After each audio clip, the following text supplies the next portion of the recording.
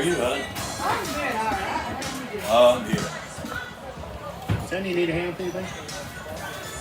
Nope, I'm waiting on somebody to apply. We'll walk them out. I'm a little slow. Thank you, man. You're welcome. They can walk them out. Right there, Thomas. Right there.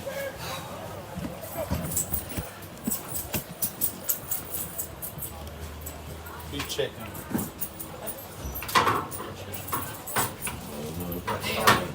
Yes. Hey, buddy. You want me upstairs? Already got it set up. You want to focus on this? What time do you want me to come on tonight? I'll be up here on with them if you do want me to. Ladies and gentlemen, at this time, we'd like to recognize all of our senior student athletes, cheer and band members. Good, brother. How are you? Doing all right, doing all right. Good to see you. Yeah, man. I said we'll come up and say hi. Glad you got up here. Glad you got Y'all up already been on? No, we don't go save them. Oh, We do it. Playing for 600. yeah. Sir, would you like some nachos? No, I'm good. No. You will not be wearing them this time. My coat did come clean. Okay, good. My shirt did not. I couldn't get it out. But that's fine. Well, we can buy you a new No, we can't. No, we didn't. I know we heard a little different tonight, but I hope it goes good tonight. Is there anything you want from the person? No, I'm good. Thank you. You've got a drink, y'all I've got a got water. drink. Anybody else in your crew? Anybody else? Y'all need Y'all need a something? drink? I need to get some. Good? Okay. Well, I'll be back up there around halftime or They so. scored, they And scored if there's anything y'all need, just let us know. I'll do it. Thank you. You're Yeah, welcome. they play Whitwell tonight. You need anything? I'm good, thank you. I don't think that's score 84 on Whitwell, but I mean, yeah, that'd be a good one. You know they're down to play us. Yeah. Yeah, I ain't gonna lie, we didn't brag. I mean, to see what she told you last summer. Was that ain't here for college now. It's Monday. That's why this is so important now. Yeah. Yep. They have a crap together. Absolutely. Absolutely. What am I looking at here? And they stupid penalties like they have. Well, we didn't have a lot. Well, we had a couple last week at Maryland, man. They were. That is. In tackle play, they didn't do that. Trying to see my cue. Who is Yeah, somebody's I saw supposed to be that. down there I telling saw me? we're back to that. You pick up and then I tell you. I'm looking. I couldn't see his number. Ready? He took his jersey off. He was holding it in like this. But y'all have any problems now when you play when they lost that? Where's mine? You good? Good? Okay. Ladies and gentlemen, this time we'd like to recognize our seniors for the 2025-26 season. First up, Liam Boakey. Liam is escorted by Jill Biloxi, Ben Boakey, and Rory Boakey. Against Oakdale. If you get the ball down there.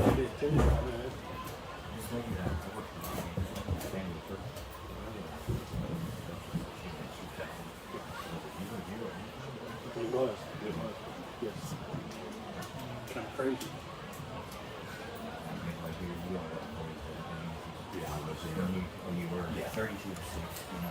Once again, number 6, Liam Boakey.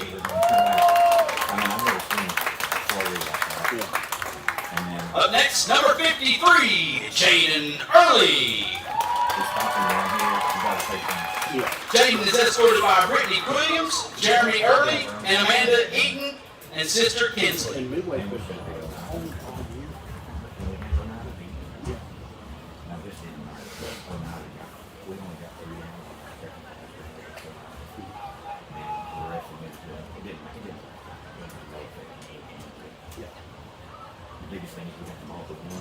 Number 53, Jaden Early. Up next, number 10, William Eddings. William is escorted time by Mark and Amber Eddings. I mean, it's one of those things. If you get a slip ball, by the time you get it, Oh, no. You're good. Because in that situation, I remember seeing a play. They took their defensive end and he did a stunt into the inside. Number 10, William Eddings. Up next, number 79, Nathaniel Fletcher. He's escorted by Trina Fletcher, Arizona Fletcher, Alexis Cash, and Zena Monroe. We were back and forth with them all night. And we had the one delay. Yeah, me too. They had the one delay at the first part of the third quarter, and that was a little over an hour. Number 79, Nate Fletcher. Jack was trying to put. Up next, number 7, Jordan Gray. Jordan is escorted by Leslie Reed and Delonte Gray. Kind of ruined the timing of everything. And then they got the football, they went down and we scored, and as soon as they hit the extra point, lightning. That's like, what can you do? You know, we don't want that first game when we went down. Number 7, Jordan Gray. Up next, number 3, Jackson Jett. He's escorted by Missy Long, Derek and Leanne Jett, Jan Long, Owen Long, Gwen Smith, and Hope Jenkins. Well, I think that's one of the other things. I think he can have one or two maybe transfer.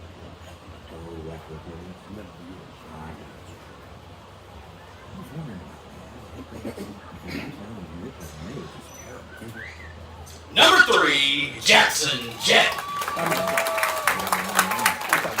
Up next, number 5, Cooper Jones. He's escorted tonight by Julie Hope, Wendell and Mandy Jones, Courtney Murray, Brooklyn Lyle, and Silas Fritz.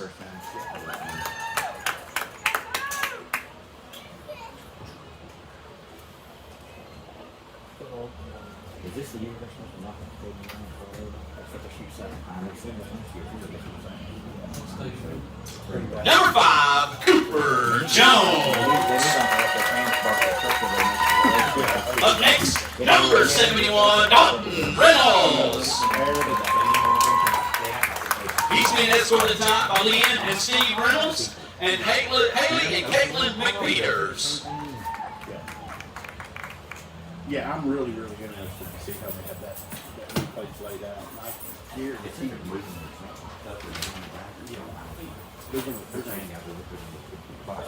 Number 71, Dalton Reynolds. Up next, number 66, Jonah Robbins. Jonah's escort tonight is Jason and Eva Robbins.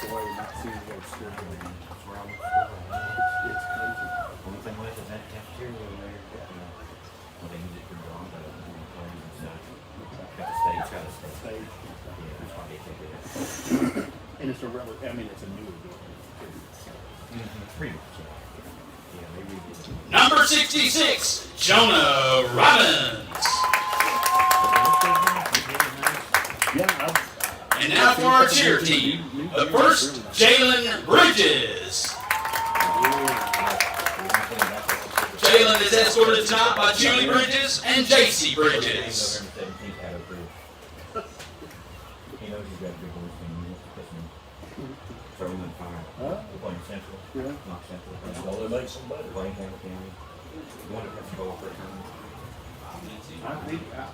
I saw Jones' son is a good ball player.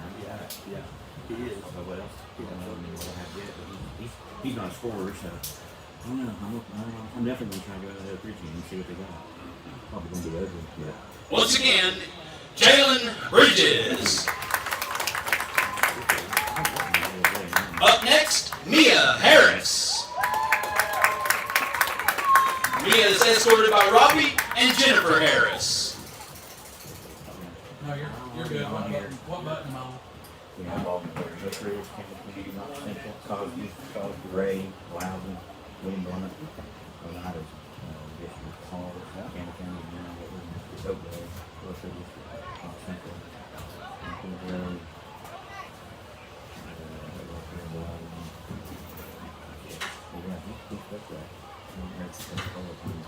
Once again, Mia Harris. You guys know the good. I know the girls are doing it. Yeah. Up next, Tori McCrary. Our girls are going up. Her escort tonight is gone, and John McCrary. It should be all right. And then he scheduled them here in Yeah, for the series to be I so think long. McMinn Central is playing there, and we just added them. Sometimes it's different, but here they got Lakeway. Yep. So home Lakeway. I know it's not just going to be a girl, unless they just don't have boys team. I don't know. There's nothing else is different with that. I don't know why. Once again, Tori McCrary.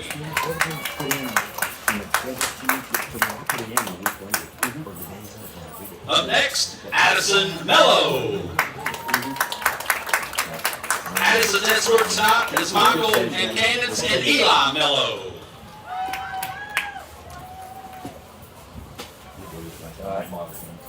Going on.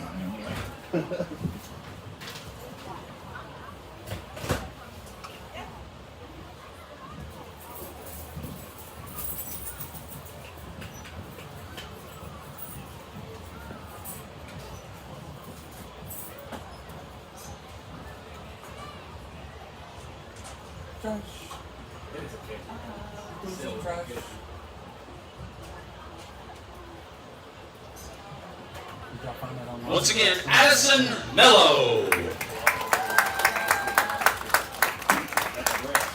Up next, Summer Stockton.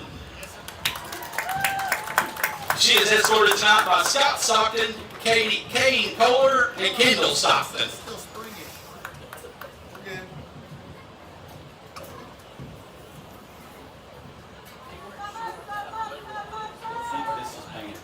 Yeah. You don't want to.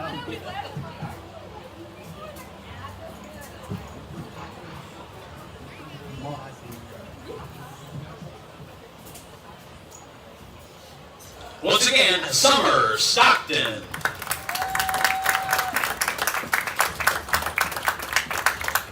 And now for our band seniors, Elizabeth Bean.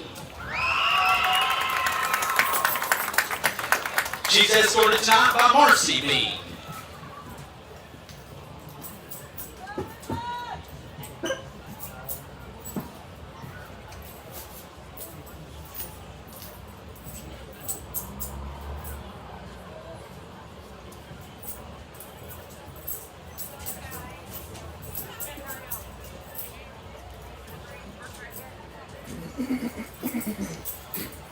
Once again, Elizabeth Bean.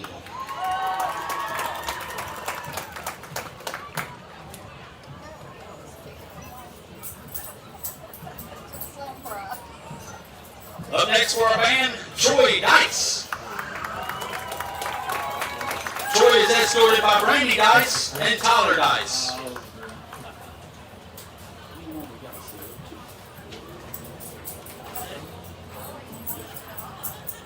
Carry 35 minutes. Oh, we're gonna be beautiful. We're gonna have to get filled back.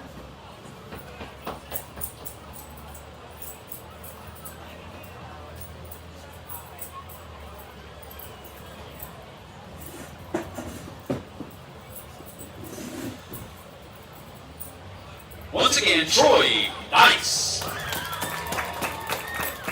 Up next for our band, Cody Smith. Cody is escorted tonight by Sarah and Jason Bland and Maley Green.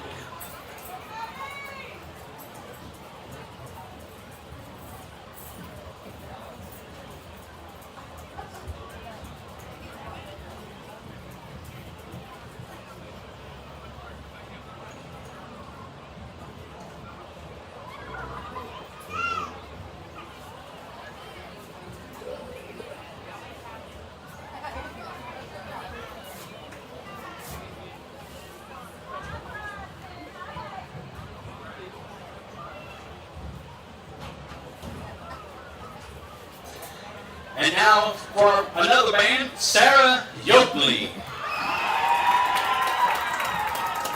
Sarah is escorted by Deborah and Chris Yoakley and Lydia Yoakley.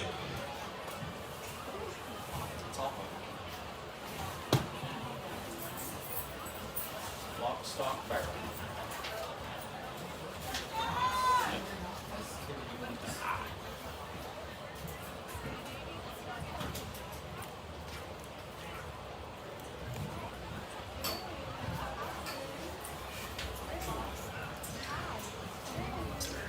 Once again, Sarah Yoakley. This does conclude our senior recognition night. Let's give another big round of applause for all of our senior student athletes and band members.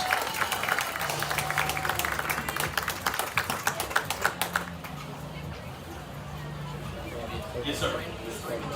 Yeah. Yeah.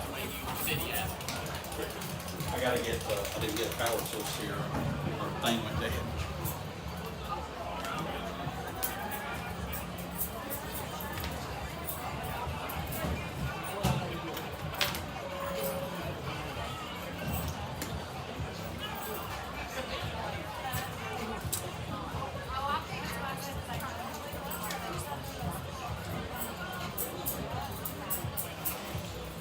All right, gentlemen. One thing left to do is play the game.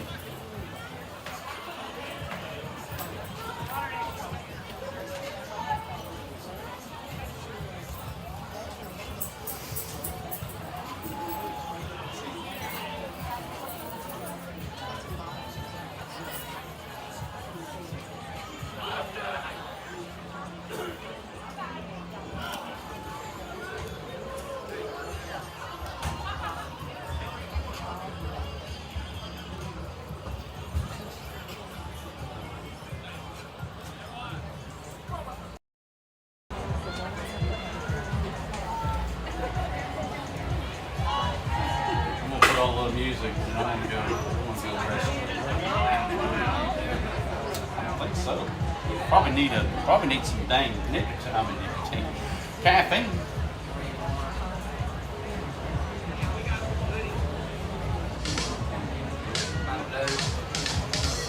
Mountain Dew, please.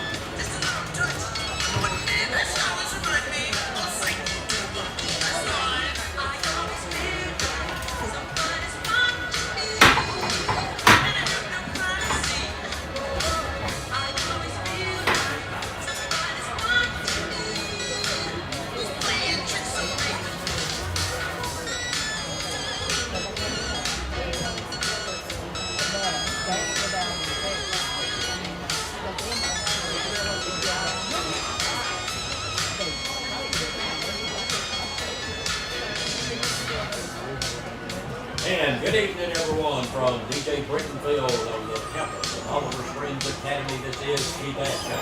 This is Logan Matthews. This is high school football week number 11, game number 10, Region on the line here tonight between the Oliver Springs Bobcats and the Coalfield Yellow Jackets. We're going back to the station. We're getting a break when we're just back. We'll have more on the pregame on the NPM Heated and Air pregame show right here.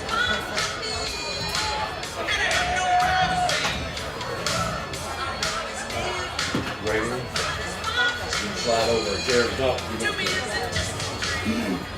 I'm going to be down until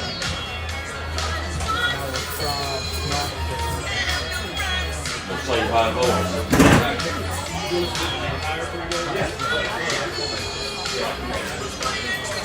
Oh, what would you swap over here?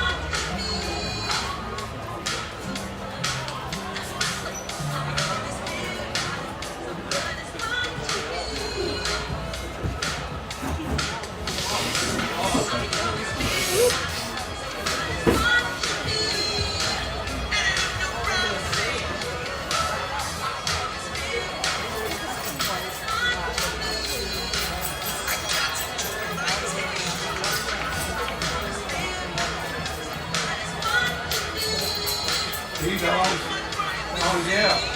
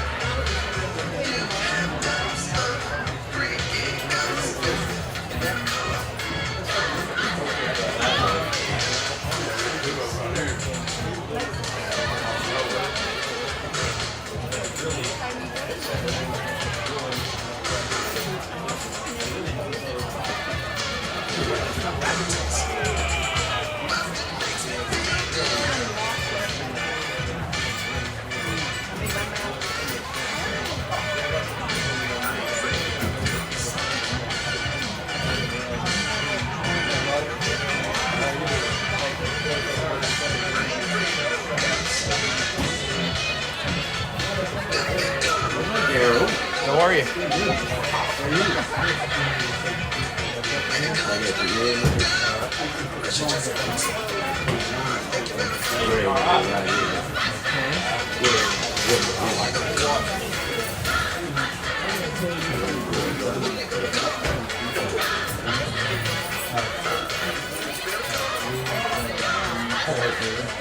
What's up?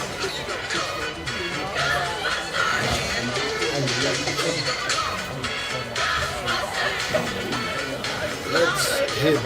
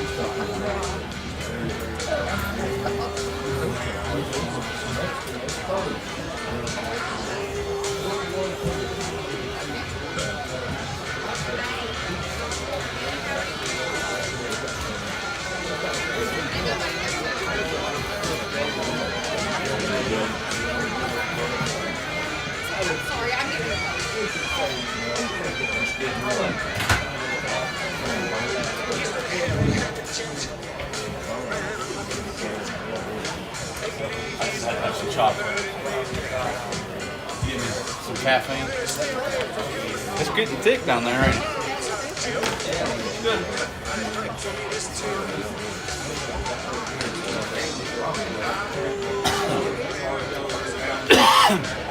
Parking in the makeshift parking.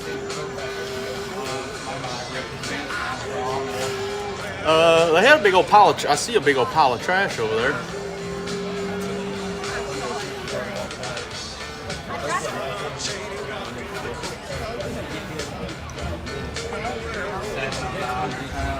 $7:09. We're doing really good on time. Somehow, I don't know how. Oh, I know what I did.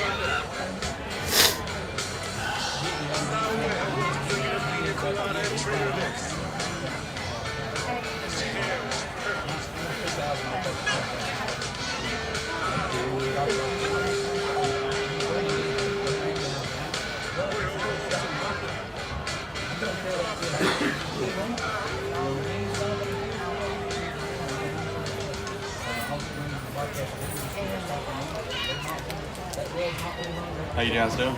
Good, you? We've seen each other a couple times this year. You staying all night tonight? I got tickets. I think the last game you guys were here was Oneida. Does that sound right?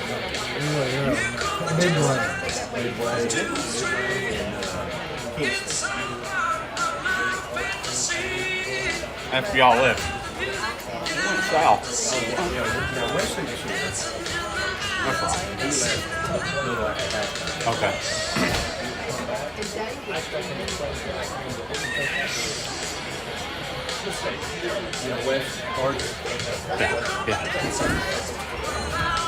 Yeah, I went to church with West Pine Ridge years ago.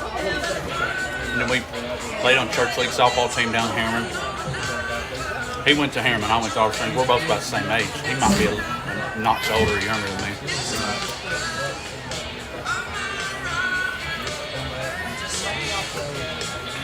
Can you check on Thomas? I'm going to check on it before we get started.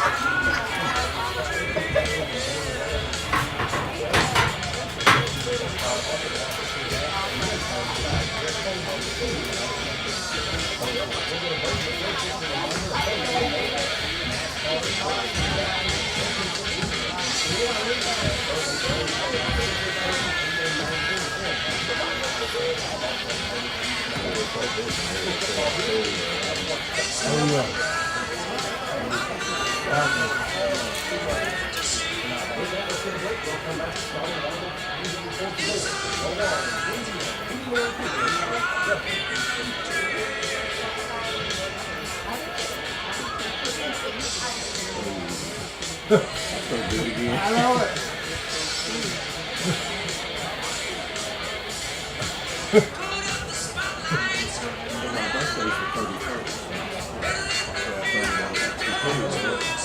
Today's 10, or these days, 25, and I wrote his check for his rent, and signed it 62.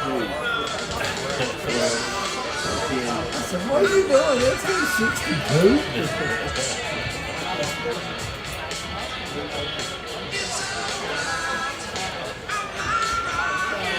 We're going to do basketball.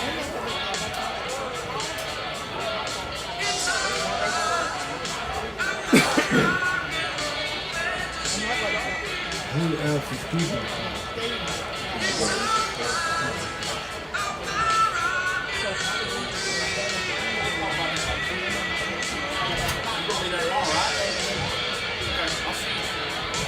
You need anything, holler down like that, Dave.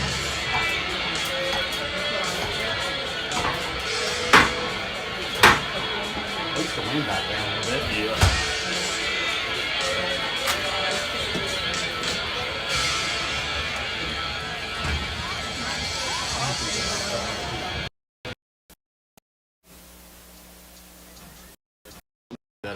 Till after the national anthem.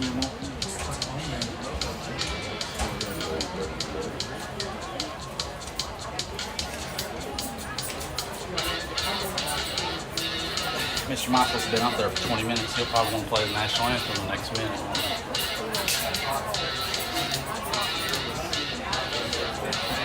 So we're right on it.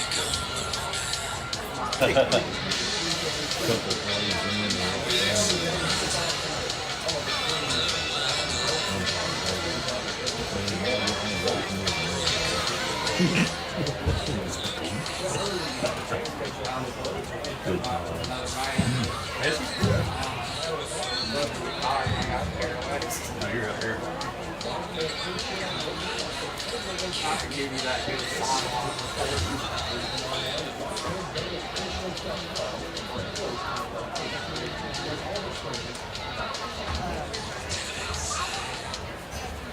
Before we get started tonight, I'd like to announce and thank all of our 2025 Oliver Springs High School football sponsors this season. Your first down sponsor tonight and all season long was Windrock Shooting Range. Your touchdown sponsor is Vanessa Brown State Farm. Your kickoff sponsor is Next Level Performance. Your timeout sponsor is Melrose Title Company. Your pregame and future cat sponsor was Purple Lawn Care. Your first quarter sponsor, Devaney's Eats and Treats. Your second quarter sponsor is Leach Pharmacy. Your halftime band show sponsor is James Roman Insurance. Your third quarter sponsor is Country's Produce. And your fourth quarter sponsor is Game Over Towing. Our home game 2025 sponsors this year is Big Orange Tree Service, Poloski and Miller Law, Country Fresh Food and Confections, Jan Works, Kenjo Markets, Leach Pharmacy, One Bank, Phillips Seamless Guttering and Roof Repair, Sharp Funeral Home of Oliver Springs, Turnkey Technical Services, Volunteer Automotive and Audio, and Windrock Jeep Outpost. We encourage everyone to visit these sponsors and give them your business. Thank you.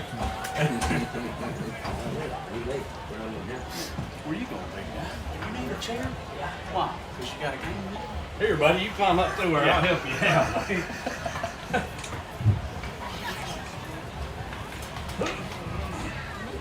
Go ahead, go on up. I'll get it to you. Help you.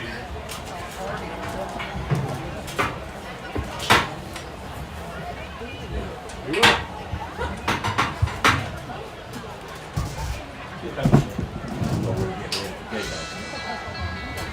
Unless you guys have.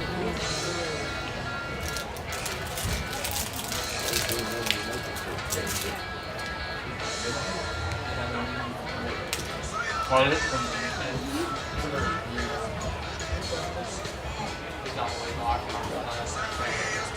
Oh, Dave Jones? Yeah. He's the one who showed up outside.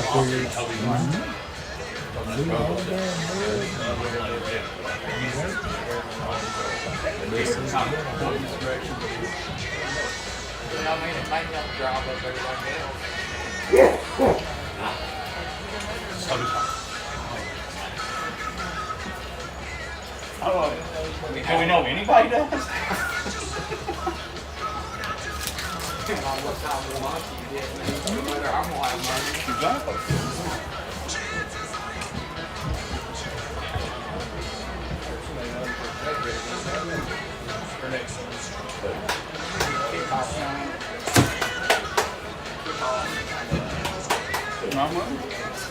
We got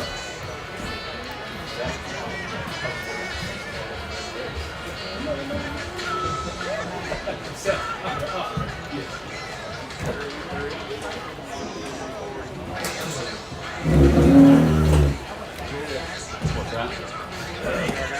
Oh,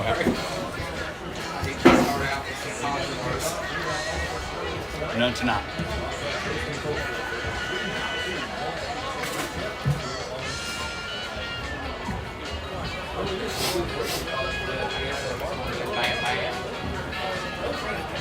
He usually gets on there about 10 minutes. He'll start walking them out here in just a second. He likes to start at about 8 minutes.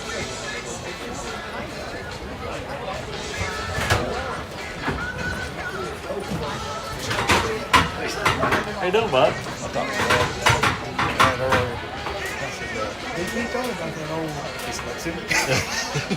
Yeah, incognito. All right.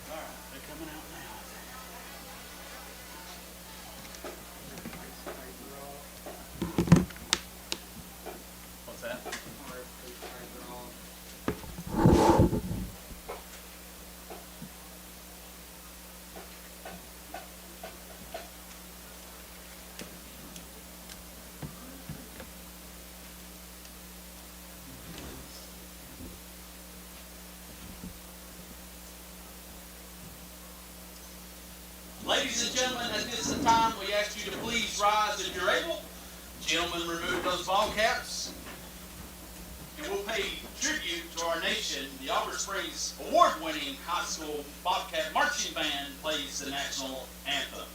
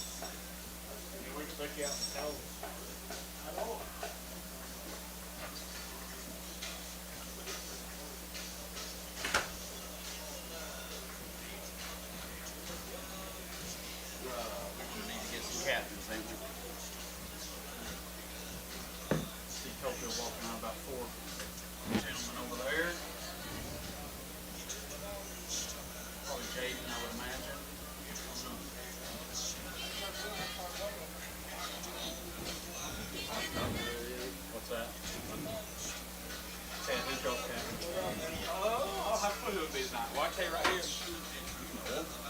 Oh, it's different ones. Help me the hell out here. Caleb Langley. You think I know them by name? 50. Come on, dude. 50, 55, 69. 50, 55, 69. Who's that right there? John? No, right there. 53. 53. Thank you, sir.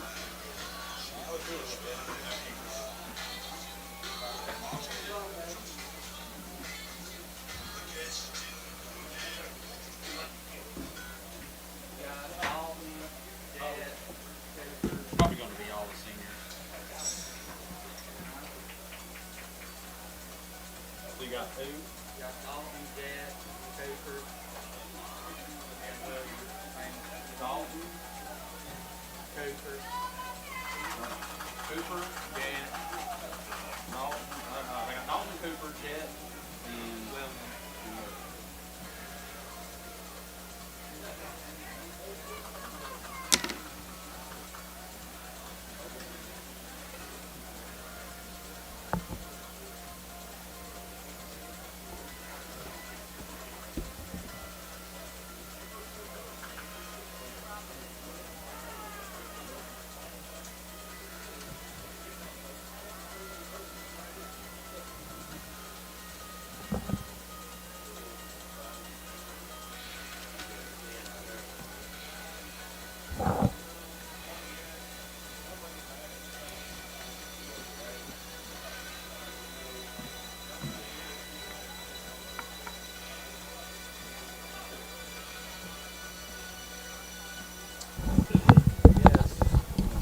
Quick test, right quick.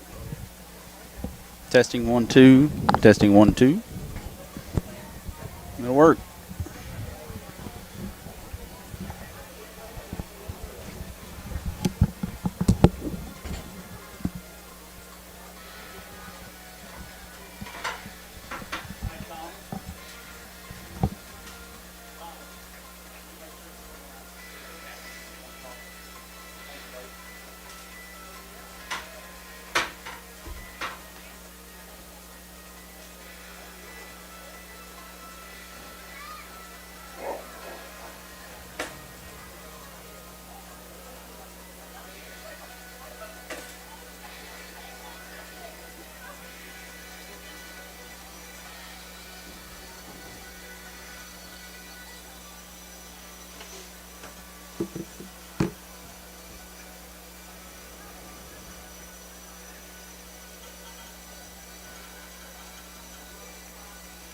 that 5-star picture taker anyway. Yeah.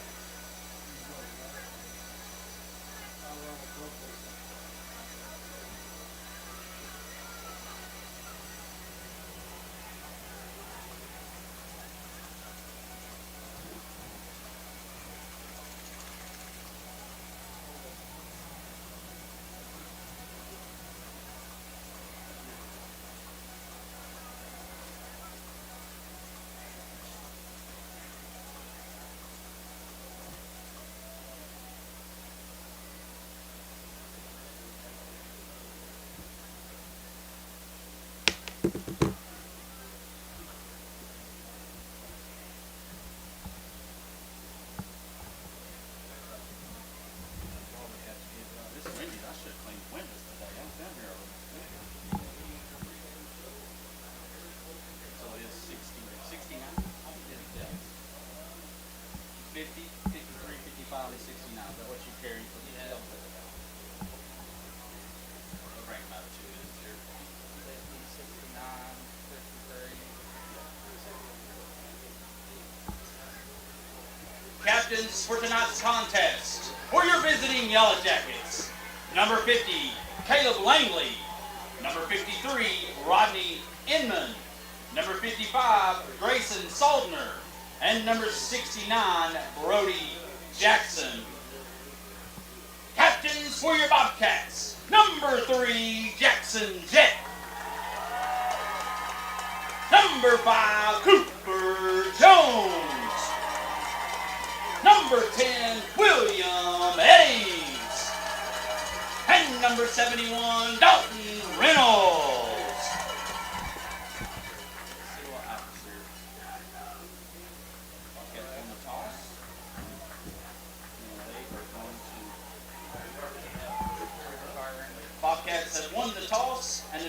to the second half.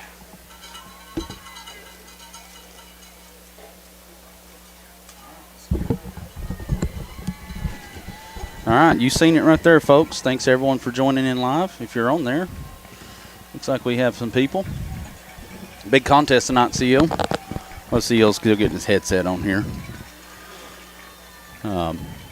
Bobcats won the toss and deferred to the second half, so they're going to start out on defense here. Nice crowd here tonight at DJ Brittain Field.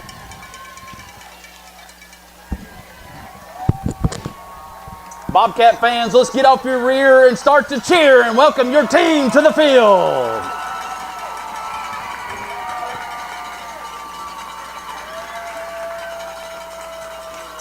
Here comes the Bobcats.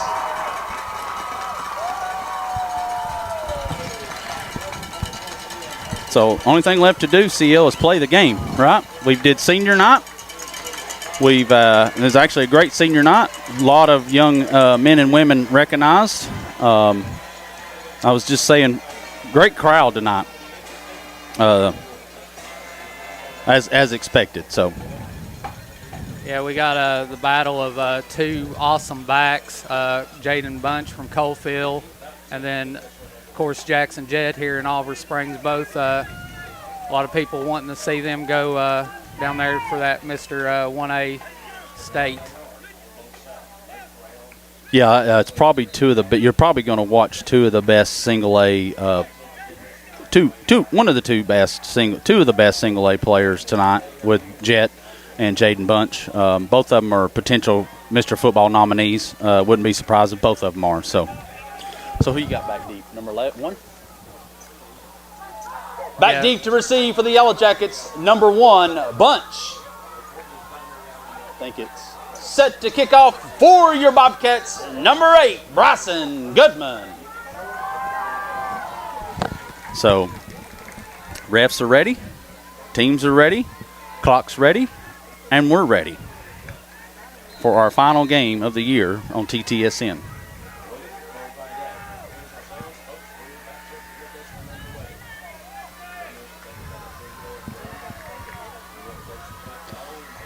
Bryson good. It puts foot on. He slips down there, and it's going to be recovered by number 3. Bryson slipped.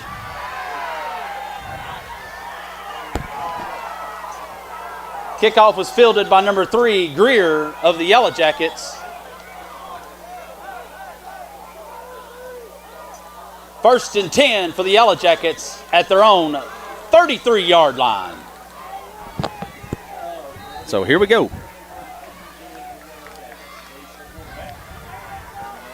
So Treese is the quarterback. Bunch is the lone running back.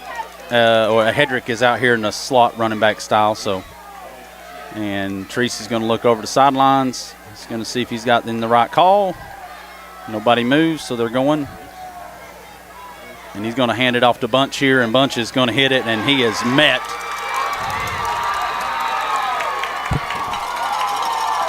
Number 1, Bunch on the carry. And number 5, Cooper Jones meets him and brings him down.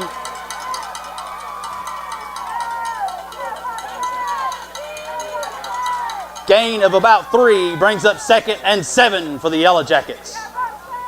So pretty good job there by Cooper.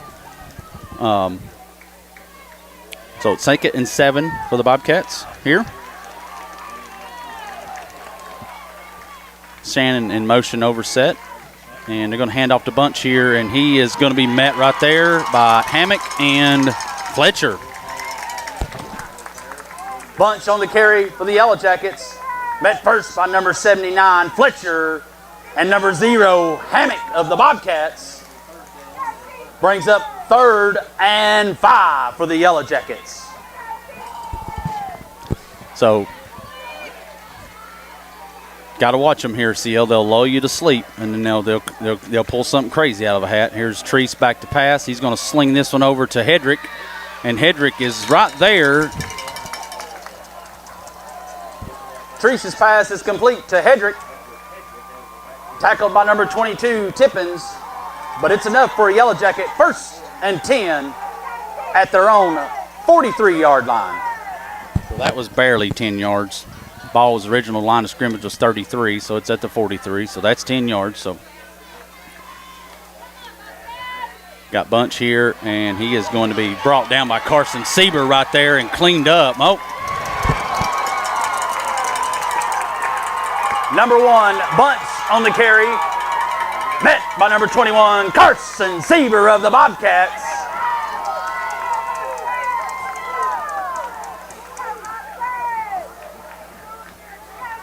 What is it? That's a loss of about 6, right? 5, 6.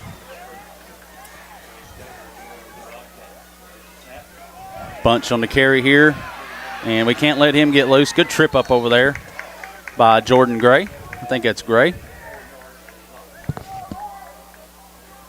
Bunch on the carry, brought down by number 7, Gray of the Bobcats. 3rd and 10 for the Yellow Jackets. So 3rd and 10 right here. Let's see if we can get out of here. Treese is going to get back to pass here. He's looking for Hedrick. Hedrick gets knocked down. He's going to sling it up here.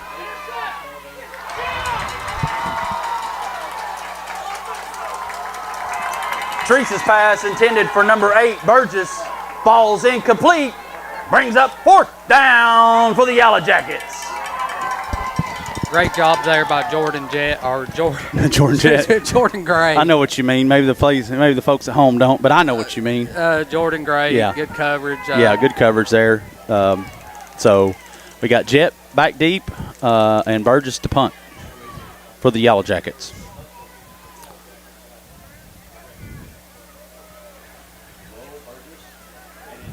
So Burgess gets it. He's going to punt it. Good snap. Burgess, pretty good punt here. And it's just going to hit and die here. Burgess's punt is down at the 24, where it'll be 1st and 10 for the Bobcats.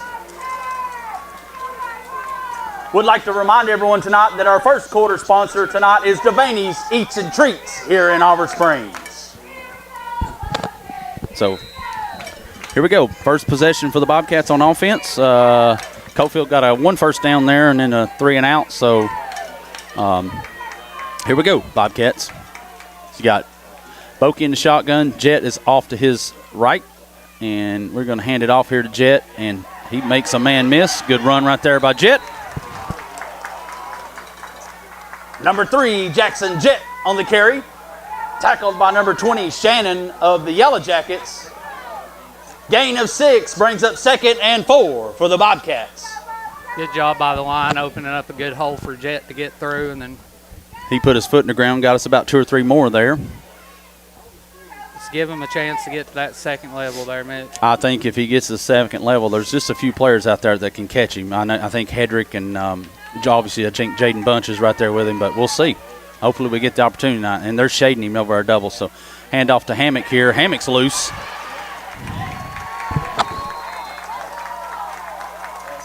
Number 0, Ian Hammock on the carry. Brought down by number 20, Shannon of the Yellow Jackets.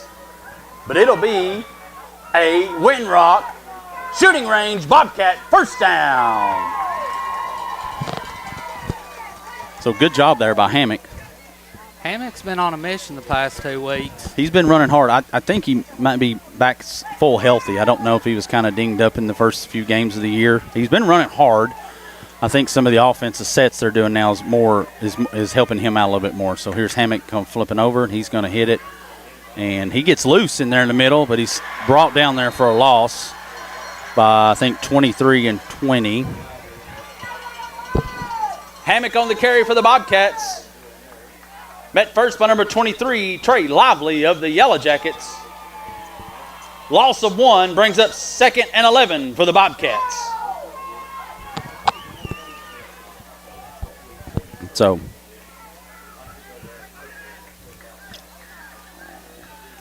it's the first quarter, 7 minutes left in the first quarter here at DJ Brittain Field tonight. Big region matchup. This is for the championship. Winner gets the championship. Jet's going to take this, and he's going to hit the seam right here.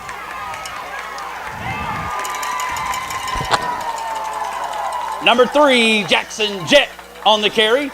That should be good enough for a first down there, but I think they're going to mark him just a hair short. Tackled by number 6, Wilson of the Yellow Jackets.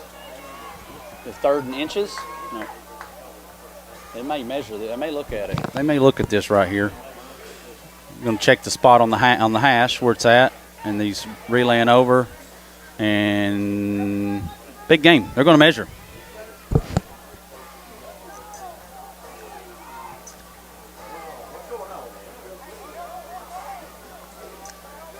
Timeout for measurement. So 6 minutes into the game, we already got our first measurement, CL. We just know how big this game is, right? So let's see what happens here. Our Hall of Fame member Dunk runs the chains out with his crew. We're going to stretch it out, and it's first down. That is a Windrock shooting range. Bobcat first down. It's a good job right there.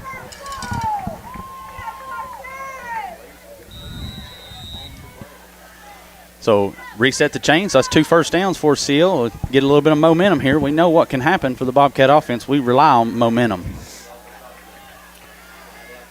So we are tight here. We got all 4 backs, and the Cooper's going to go in motion. We're going to hand this off to Jet. We get 1 penetration. Jet's trying to run for his life. He's going to get back to the line of scrimmage. He's going to get about 2 yards out of it, looks like.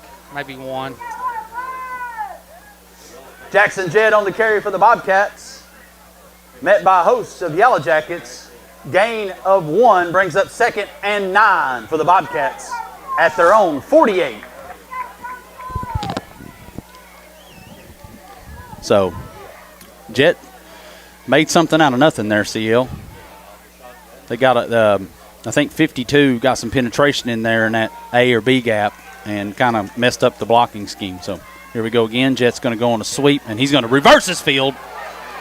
Oh! He had blockers, CL.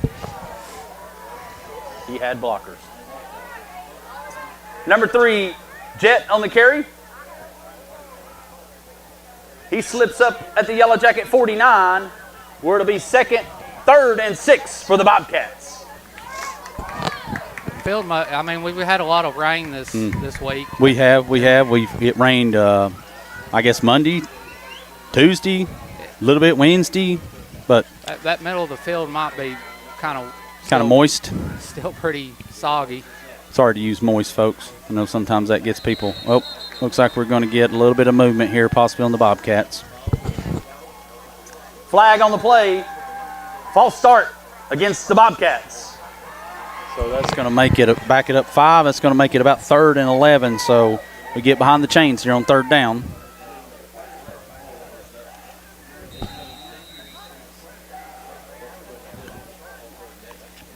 The clock is rolling here at DJ Brittain Field. 5 minutes left in the first quarter. Score 0-0.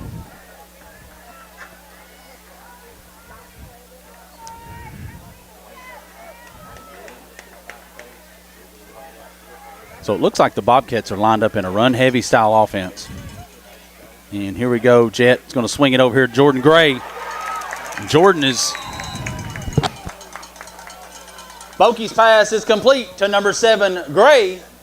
Tackled by number 17, Lane Adcock of the Yellow Jackets.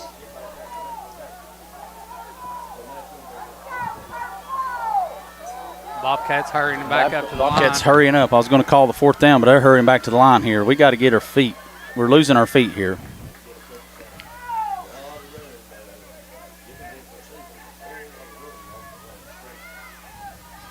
So here we go. Coach Biggs calls the play in here, or he's at least telling them what he wants to run.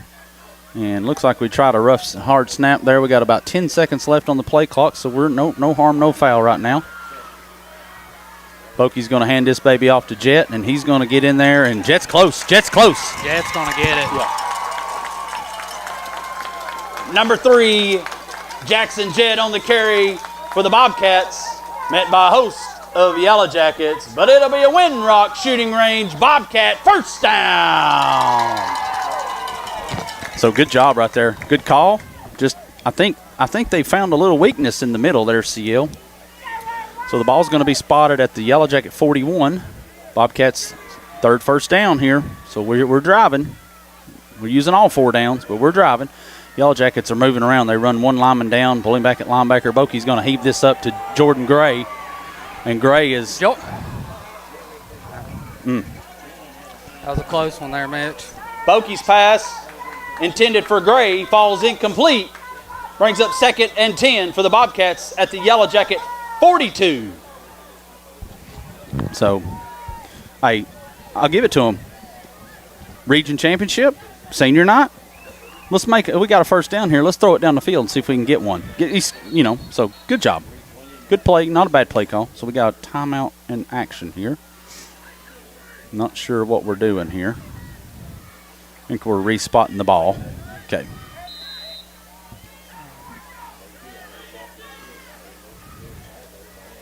Hammock on the carry, tripped up. He's down. Tripped up by number 3. Hammock on the carry for the Bobcats. Tripped up by number 3, Cam Greer of the Yellow Jackets. 1 yard gain brings up 3rd and 9 for the Bobcats. I don't know, that down marker don't look like it's 3rd and 9, but he was at the 42, now it's at the 41.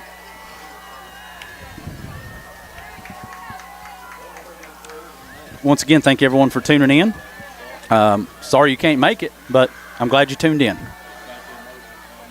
Bokey's going to hand this off to Hammock, and he's going to put his foot in the ground, and he puts the ball on the turf there, and now we're going to call that an interception, a fumble. Let me get it out. And we're going to have flags all over the field. That number 50 that recovered that? I believe so, Mitch.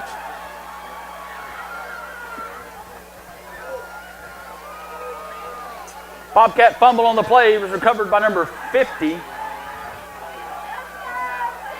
Langley of the Yellow Jackets. There are flags on the play. Is that a little bit excessive celebration over there on them? Maybe. It was absolutely mayhem when they got over on that side. Yeah, that's Man, not. It was just bodies flying everywhere. Yeah, I don't know if that's a sideline warning. That probably constitutes a little bit more there. So let's see what they call here. Mr. Ref's got it, and he's going to come over here. We got a dead ball, personal foul against Oliver Springs. And okay. Dead ball, personal foul against the Bobcats. So we didn't need that. You know, I know there's a lot of emotions here. And it's always going to be the second one involved. Yeah. So it's going to be 1st and 10 for the Yellow Jackets after the penalty. They're going to spot that down there about the 32-yard line of the Bobcats. So big turn of events here. 2 minutes, 25 seconds left in the first quarter here at DJ Brittain Field.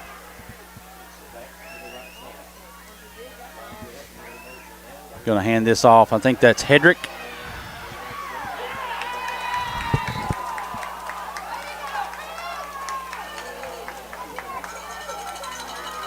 Number 20, Shannon on the carry for the Bobcats.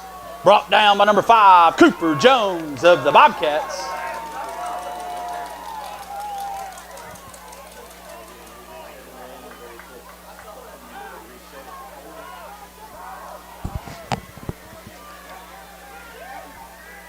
So here come the Yellow Jackets, 2nd and 9. They're going to pitch this out here to Jaden Bunch. Bunch has got some room, and he hits the hole hard.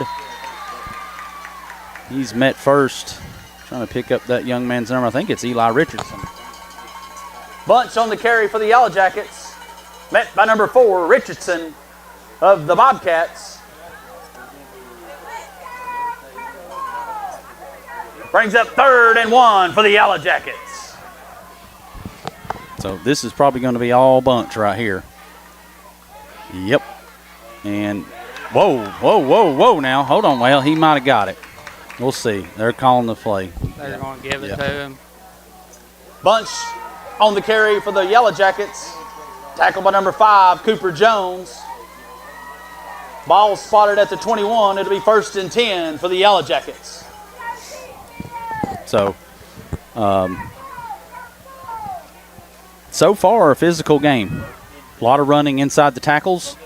So, here's Treese is going to pass it out here to number 6, and he's going to dance around here, and we got to tackle him.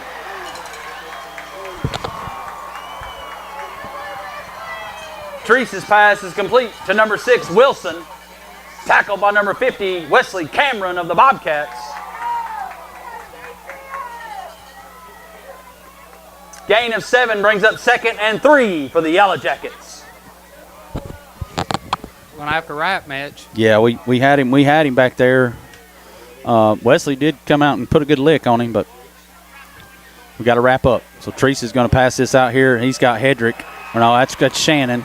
Tackled by Gray. Teresa's pass is complete to Shannon. Tackled by number 7, Jordan Gray of the Bobcats. It'll be 1st and goal for the Yellow Jackets. And that's the end of your first quarter tonight at DJ Brittain Field. Your score, Yellow Jackets 0, Bobcats 0. That first quarter tonight was sponsored by Devaney's Eats and Treats. Your second quarter tonight is sponsored by Leach Pharmacy here in Auburn Springs. So, where'd you catch that ball? About the 3, CL? Yeah. So it's going to be 1st and goal for the Yellow Jackets at the 3. So the first time either team's had it inside the red zone, I guess what you call it, purple zone. Like I said a minute ago, it seems to turn out to be a physical game right now. I think that could play in the Bobcats' favor. We want to play physical with them, and then, because we know we can pass the ball. Just our physicality and running it's those mistakes. Yeah, we can't, and they've haunted us. Yeah, we can't fumble. We can't have costly dead ball, personal foul penalties. We know that. Anybody that knows anything about football knows that, but definitely not tonight. If you want that region championship trophy to put it up here in the school, you can't do those things. So. But it's also going to be, how do we react to that? Yeah. So.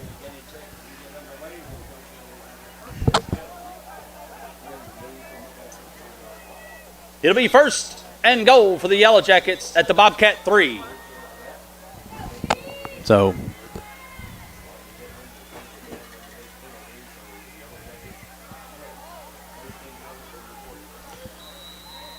we got Treese at quarterback. No, we're going to direct snap this to Bunch, what it looks like. So direct snap to Bunch, and he is going to walk in. Number 1, Jaden Bunch on the carry, and he's in for the Yellow Jacket touchdown.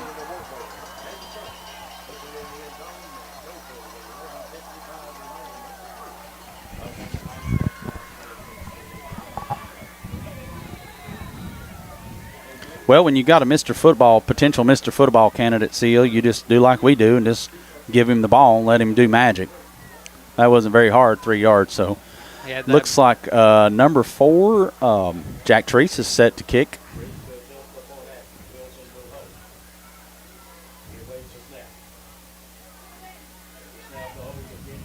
And Treese missed it. Yellow Jacket extra point is no good. So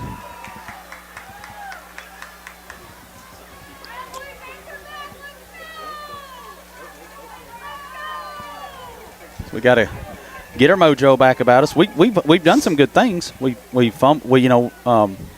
had a fumble there. Well, we fumbled it, but it wasn't called a fumble. And then we turn around the next play or the play after that or something. We fumbled it. We got to secure the football here tonight.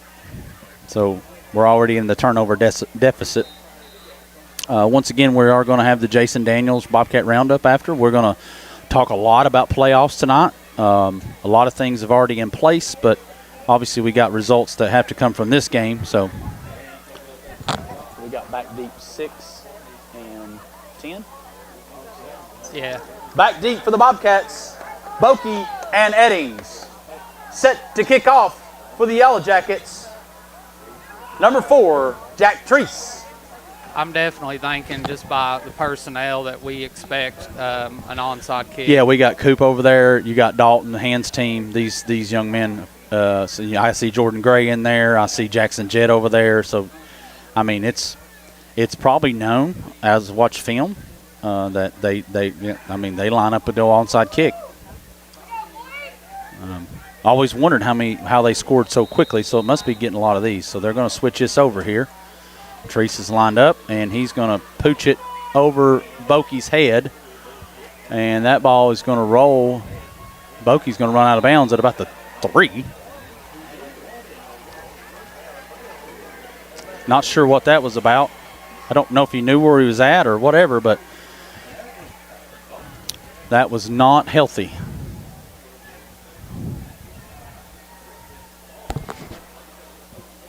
I think it's at the 3. Is it a 2? It's at the 3. It'll be 1st and 10 for the Bobcats at their own 3-yard line. That was.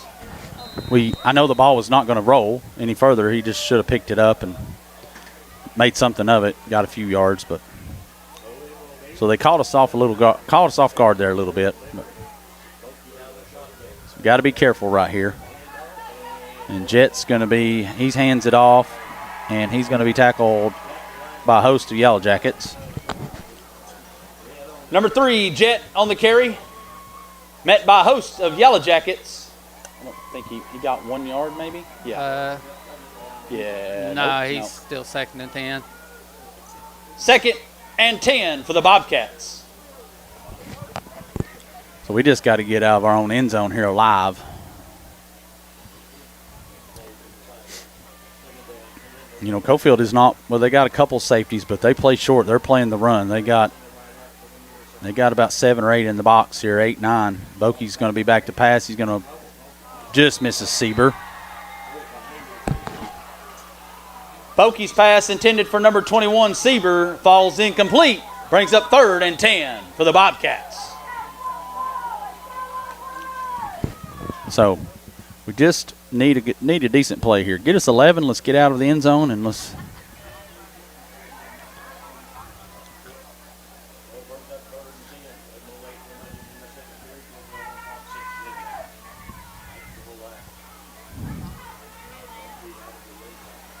So Bokey's in shotgun. He's got Jet to his left. Jordan's out here wide. You got Sieber in the slot. Here comes Hammock in motion. And he's going to whip this over here, and he just throws it over Jet. I think he was trying to do a screen pass, and he seen it wasn't there. Bokey's pass intended for Jet falls incomplete. Brings up 4th down for the Bobcats.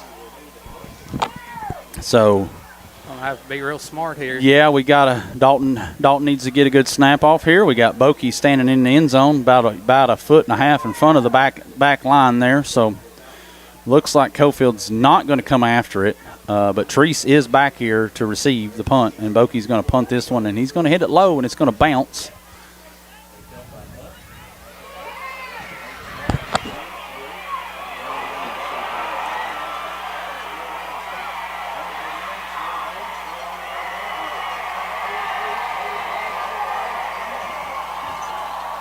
Number 1, Jaden Bunch on the punt return. Touchdown, Yellow Jackets. I didn't see any flags. Do you, CL? Nope. I'm hoping for one, but I didn't see any. You can't give that young man any space. He made one man miss right here when he picked the ball up, and then he made another man miss, and then you give him that much space. He makes things happen. So the reason why he's a potential Mr. Football candidate here in Single A division. No touchdown? Was there a flag? Okay. Take the points off the board, CL. Flag on the play, holding against the Yellow Jackets.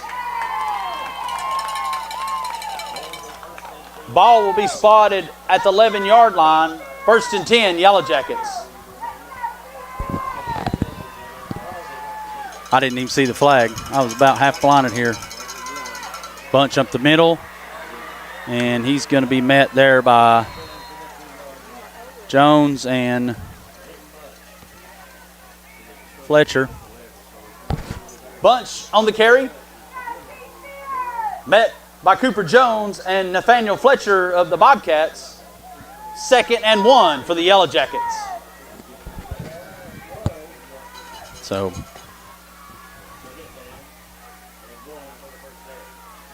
Going to hand it off to Bunch again, and Bunch is going to get in there this time. Number 1, Jaden Bunch on the carry, Yellow Jacket touchdown. He's in there now.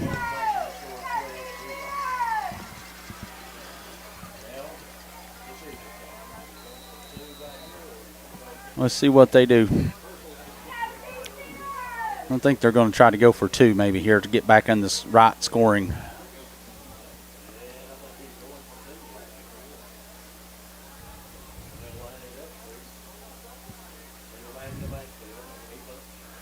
You got Treese, option in, and he's going to pitch it out over here to number 6, and he's going to be brought. Oh, Wrap nope. up. Wrap up, boys.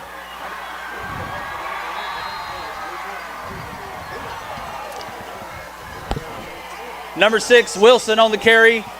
Yellow Jacket 2-point conversion is good.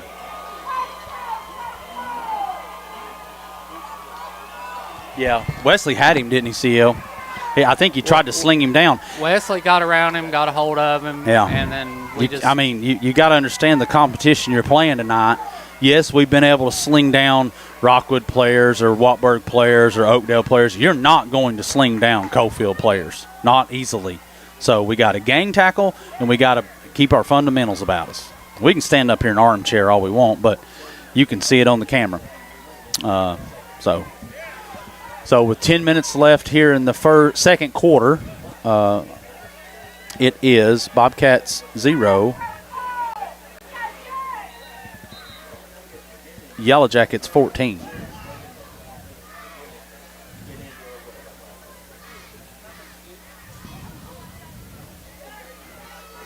Jet and William Eddings back for the Bobcats. Back deep for the Bobcats. Number 3, Jet, and number 10, Eddings. Set to kick off for the Yellow Jackets. Number 4, Treese.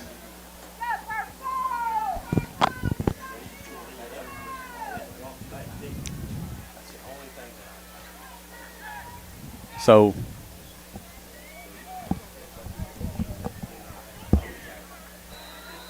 Treese has got it lined up here. And this is Jackson Jet. No, this is William Eddings' ball.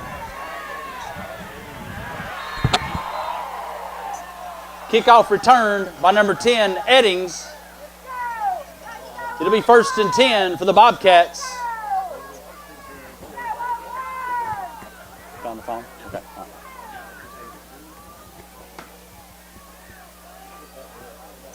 If I could have everyone's attention in the stands. We have found a cell phone. If you can come up and identify it at the press box, you can have it back. We have found a cell phone. If you come up to the press box, you can have it back.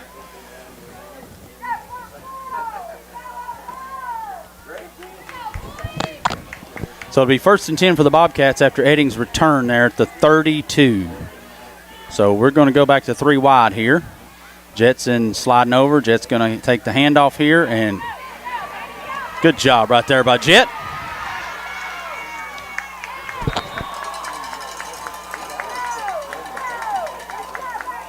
Number 3, Jackson Jet on the carry. Brought down by number 8, Burgess of the Yellow Jackets. It'll be a Windrock shooting range. Bobcat 1st and 10 at their own 41-yard line. So good job right there by Jet. Right up the middle, right up the A gap, B gap, whatever you want to call it. He's got some senior leadership up there with Early and Dalton and the Fletcher in there. Blocking. Jet again. And he's going to be met over there by number 3 and 53. Jet on the carry for the Bobcats. Met by number 3, Greer, and number 53, Inman. Thank you.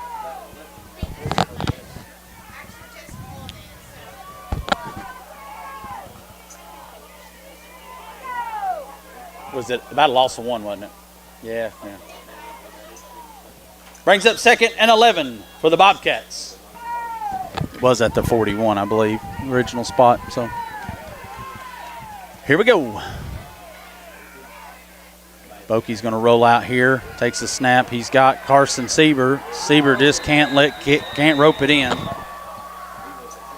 Bokey's pass intended for number 21, Sieber, falls incomplete. Brings up 3rd and 11 for the Bobcats. We got to catch that ball, CL.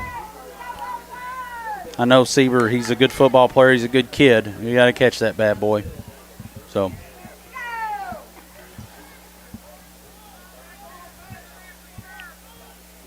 we definitely need to keep rolling here a little bit.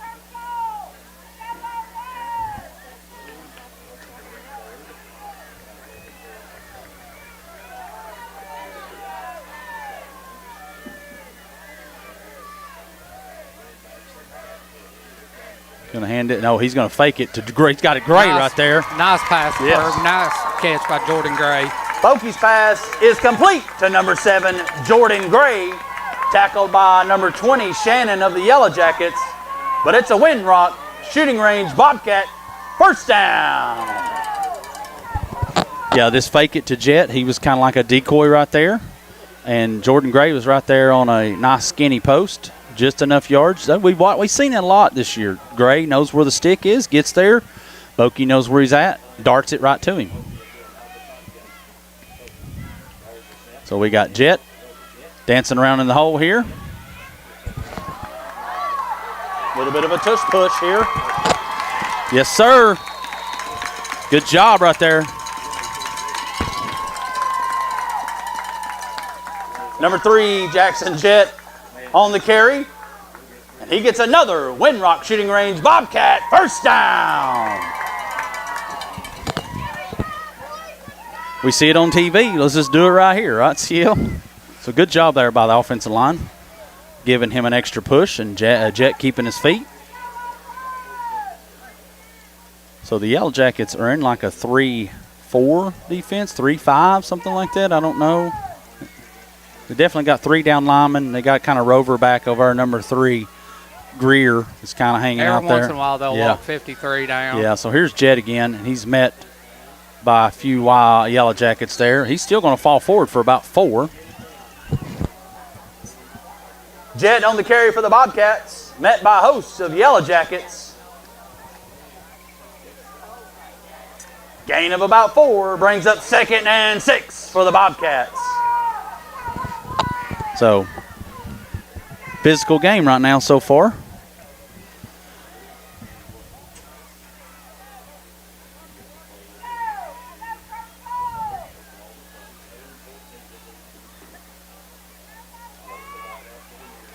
Six minutes, 25 seconds left in the first half here at DJ Brittain Field. Bobcats are putting together their best drive so far in the game. Bokey just gets rid of this. He's got Gray over here, and Gray jumps on the man. Bokey's pass is complete to number 7, Jordan Gray, and it'll be another Windrock shooting range Bobcat first down. Good move right there by Jordan CL.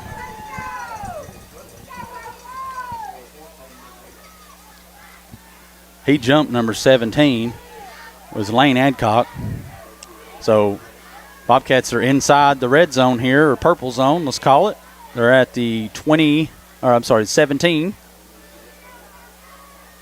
So Jet's in a pistol formation. Bokey hands it off to him, and we're just going to be physical. And Jet's still dancing around in there. Hedrick's going to get him. Jet on the carry. Tackled by number 22, Hayden Hedrick of the Yellow Jackets. Gain of 3 brings up 2nd and 7 for the Bobcats. Ball is spotted at about the 14. Yeah, the 14-yard line. So, CL, I feel like we got to get points here to keep some momentum going, keep some mojo, get our motions back in check. Jet's going to get here, and he's going to dance, and he's met by 24 there. Jet on the carry for the Bobcats, met and brought down by number 24, Jaden Garman of the Yellow Jackets.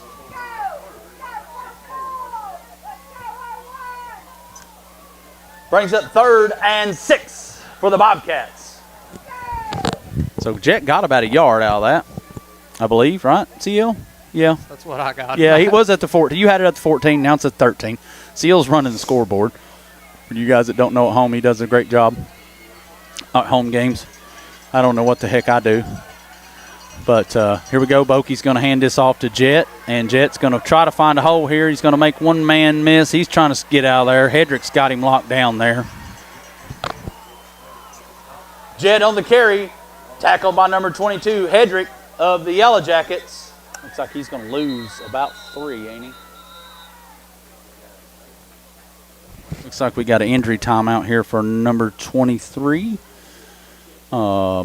Trey Lively of the Yellow Jackets.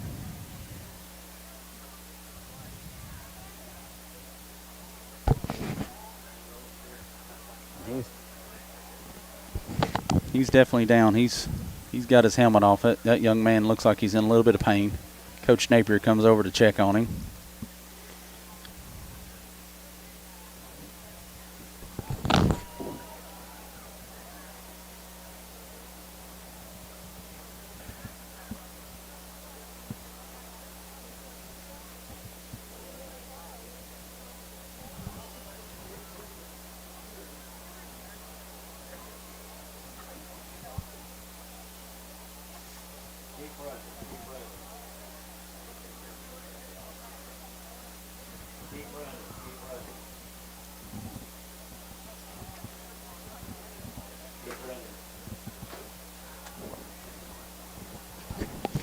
What do you think so far, CL? What do you think of the game?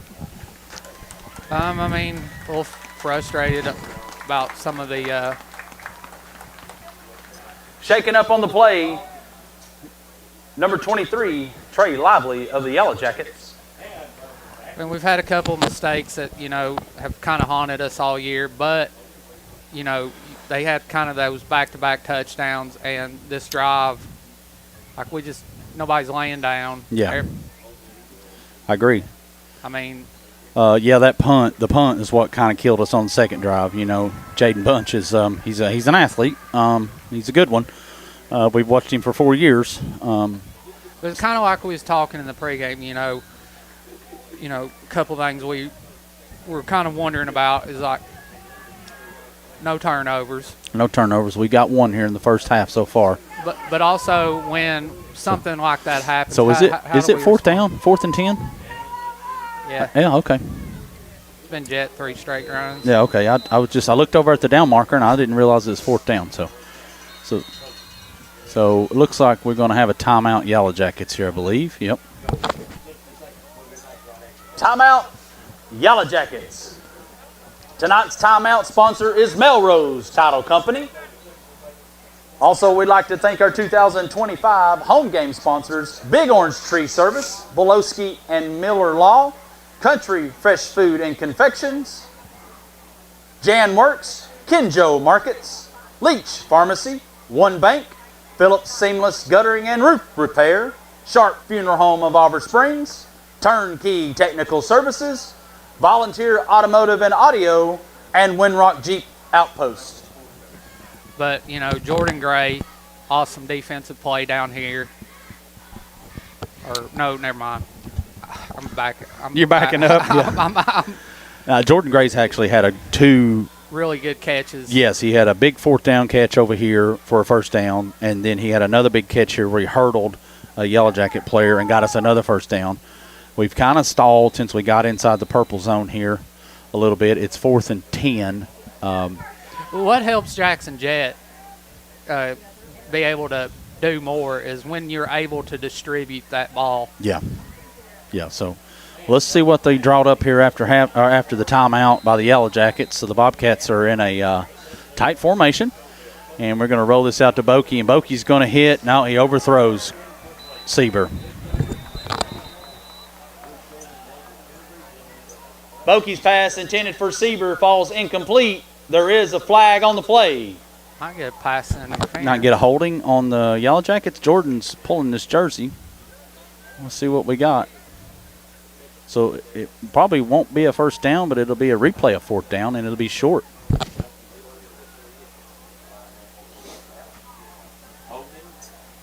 holding against the Yellow Jackets. So it's going to be a 4th down. They'll mark it off. They'll walk it off. I guess it's I don't know if it's a 5 or 10. We'll watch it here. Ball's at the 10. I think that's where you, no, it ain't that. No, it's at the 17. I apologize.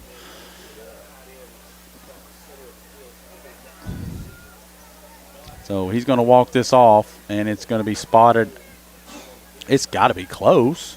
I would think if it's 10 yards, it would be. They're going to turn around and look at the. It's 10 yards from there. Yeah. Yeah. Oh, it's 4th. I can't tell. It looks like the down marker is at the 7. But they got the ball on the 9, did they not? Yeah. It'll be 4th and short for the Bobcats. So this is a mono Jets. Look here. Jets in a quick. Oh, Jet. And he's going to drive it, and he's going to be really, really close. He gets down to about the 6. Jackson Jett on the carry.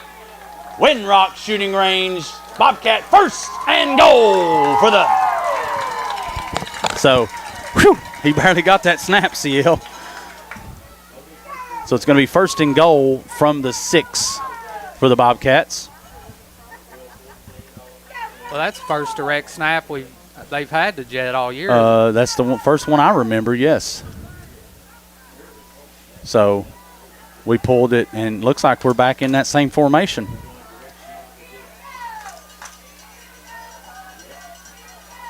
So Jet is going to fake this to Gray. Jet's going to walk in, baby. Walk in. Yes, sir. Number 3, Jackson Jett, 6-yard gain. Touchdown, Bobcats. That's a Vanessa Brown State Farm Bobcat touchdown by number 3, Jackson Jett. Great job. So we got Reynolds on the snap, Eddings on the hold. Goodman is 37 for 37 in extra points. Has not missed one all year. I don't want to jinx him, but it looks like we're good, and we are good.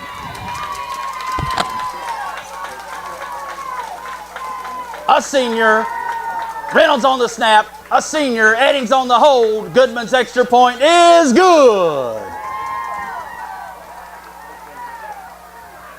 I mean, Mitch, not only is he good, now 38 of 38. 38, I think, I'm pretty sure, yeah. I mean, he puts them right down the middle.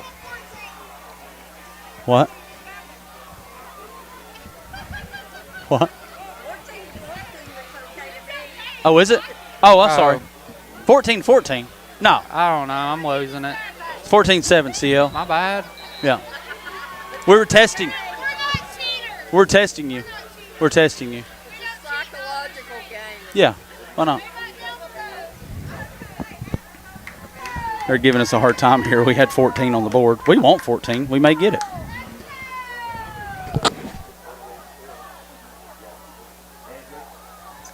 Back deep for the Yellow Jackets. Number 1, Bunch. Set to kick off for your Bobcats. Number 8, Goodman.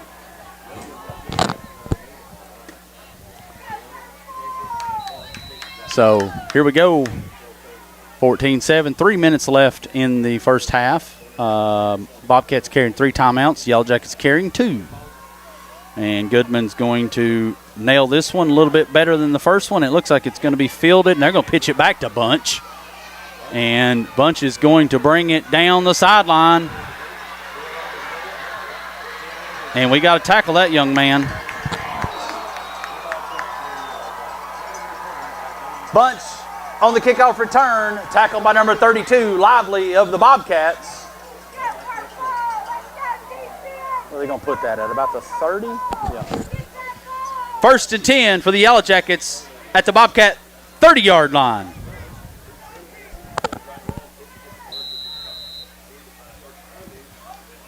So, pretty good return there. They just fielded it at the 30, pitched it backwards to Bunch, and let him get some grass and space, and he took off. So, Treese is going to hand this off to Hedrick, and Cameron's got him. Hedrick on the carry for the Yellow Jackets. Brought down in the backfield by number 50, Wesley Cameron of the Bobcats. Good job right there by Cameron. I still would like to see him put some pads on it, but he's a big boy. Went down and seen him pregame or in the locker room. And I asked him if he's lost some weight because it looked like he's a lot bigger than I am. But so it's a loss of about 3. So 2nd and 13 for the Yellow Jackets here. So Treacy's going to pass this. He's got Burgess wide open in it. Did they catch it? I think they're going to call it. Incomplete. Nope. Incomplete. Nope.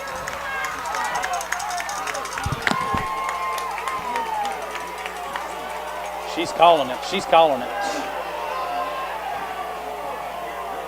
The back judge come up, and she's calling a catch. She's going to call catch, I believe.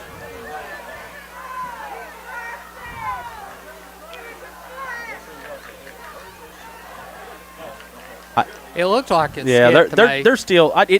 Yeah, it did to me too. I mean, the back judge seen something. The line judge here seen something.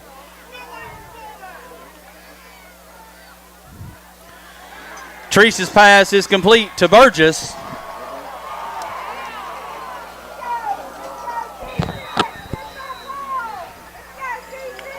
So the Yellow Jackets quick to the line here. They got a 1st and 10. Looks like we got a flag right here, right quick like.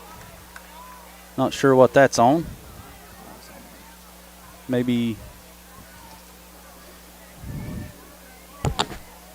flag on the play. False start against the Yellow Jackets. So they tried to line up real quick there, CL. And they're gonna get penalized 5 yards. So it'll be 1st and 15 for the Yellow Jackets at the 18 of the Bobcats. 1 minute 55 seconds. Clock is running here at DJ Brittain Field, left in the first half. And looks like Coach Harper wants a timeout to talk about it. Timeout, Bobcats. Tonight's timeout sponsor is Melrose Title Company. Your second quarter sponsor tonight is Leach Pharmacy. Coming up, your halftime band show sponsor is James Brummett Insurance. Harper down there talking to the official, kind of wondering about that previous call. Well, yeah, me too, but I can't. I know the line judge called it incomplete, but then the back judge, she came up and she seen something different than he did. But I don't know. It was close. I mean, regardless, I don't know. So it's going to be, after the timeout here, it'll be 1st and 15 at the 18? Yeah, 8 to 18-yard line for the Yellow Jackets. Bobcats did defer the first half, so they'll get the ball in the second half. So we would like to stop the Yellow Jackets here, possibly not let them get in the end zone. So I think that was a good timeout there by the Bobcats, just to talk about it, get you wind, get some water in you, say, hey, let's listen, no harm, let's play ball right here, play fundamental, let's tackle. You sure ain't gonna sling Bunch down or Hedrick. So here's Hedrick inside, and he's quicker than a hiccup, and he's gone.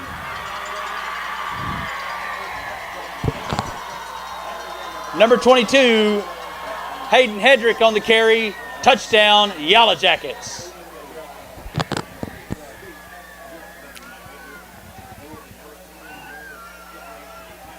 So Hedrick's a good running back too. He may not be as good as Bunch, but he's good. He's quick. He's got really shifty feet. He can go east and west really quick. So looks like the Yellow Jackets are going to line up for an extra point attempt here. Maybe. I don't. Yeah. Yeah, it looks like Treese is in there. We had a flag. Flag on the play. Sideline warning. Yeah, I didn't catch it. Sorry. Sideline warning on Coalfield. Yeah. So they'll probably take that on the kickoff. Was it a sideline warning? I don't know. Oh, yeah, that's what it was. So, and got another, just trying to get the ball reset, get everything reset here, make sure. So we got Treese to attempt the extra point here for the Yellow Jackets. He missed the first one pretty badly. So we'll see about this next one. And his snap is good, hold is good, and it looks like it knuckleballs through. Treese, his extra point is good. So that's going to put it 21-7 here. Yellow Jackets up with 1:39 left in the first half here at DJ Brittain Field. So once again, thanks to everyone that's tuned in now on Facebook or YouTube Live. Really outstanding crowd here, as we expected, at DJ Brittain Field tonight. A lot of Coalfield fans here. The fences are thick. It's standing room. Not a whole lot of bleacher room left. I've seen some news crews here. I've seen five-star preps here. So a lot of interest in how this game turns, what the outcome of this game ends up being. So it looks like the penalty at the extra is going to be assessed. So they're going to spot this at the 25 is where the kickoff's going to start. So, hey, we'll see if we can make something happen here. Like I said, Bobcats carrying 2 timeouts. Yellow Jackets are carrying 2 timeouts as well. So let's see if they elect to try to kick it to us. Got Jet and Jordan back deep. I don't think they want to kick it to either one of them. But we'll see what they do here.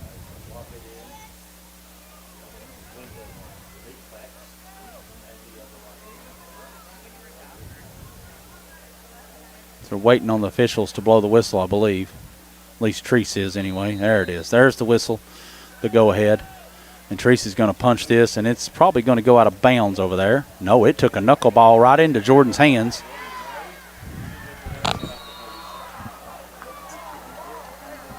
Kickoff return by number 7, Gray. He brings it out to the 37. Well, it'll be 1st and 10 for the Bobcats. So, CL, do we try to be aggressive here? Maybe try a couple plays and see what happens? I would be aggressive, but don't do nothing crazy. Yeah. I think you try if you get, I think what I believe, armchairing the heck out of it up here. I believe if you run a play here and you get 6 or 7, then you got 2 timeouts. So the clock's not a big factor. 1:35 left in the first half here. Bokey is going to take it, and he's going to run it. He's going to quarterback sneak it right up the middle.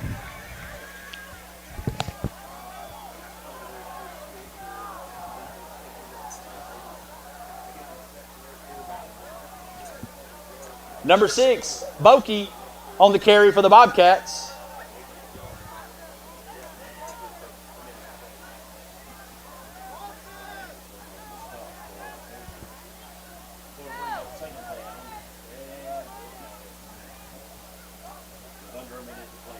Gain of about 1, wasn't it? Yeah.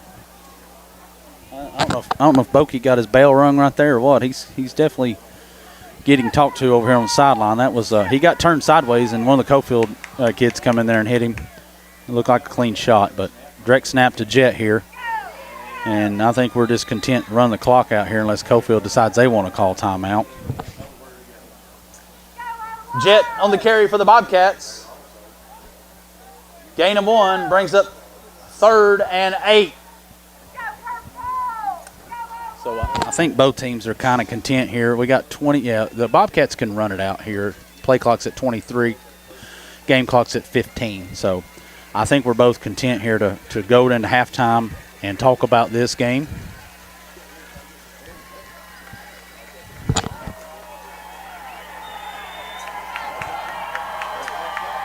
And that's the end of your first half tonight here at DJ Brittain Field. Your score, Yellow Jackets 21, Bobcats 7. As a reminder, that second quarter tonight was sponsored by Leach Pharmacy. And this halftime band show sponsor is James Brummett Insurance.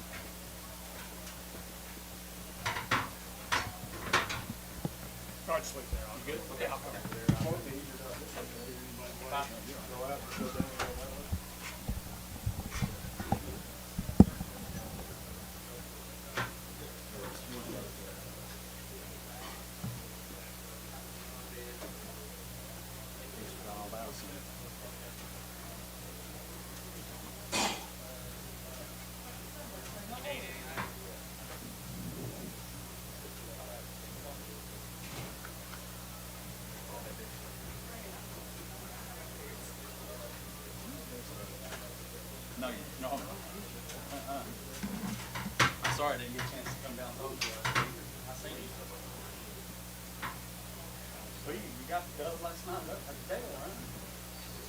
Like it was rough, 16 or something. I didn't see any footage or anything. It looks like you guys got some.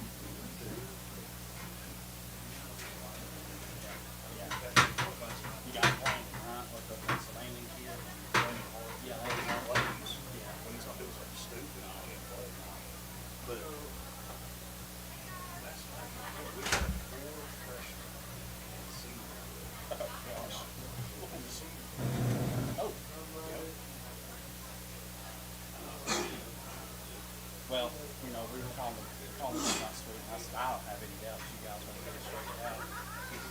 Get culture in place. That's a big part of it, is changing culture. He's learning a lot. Yeah. He's not used to single A ball. He's not used to knowing that, you got to yeah, you don't. You ain't good at it. I'm like that. You got to make the best out of what you got. Yeah. So he learned a lot. I learned a lot from him. We are the one team in the region that brings back more. Really? Yeah. We bring back more than anybody else. As far as starters. Gosh, that number looks good. Yeah.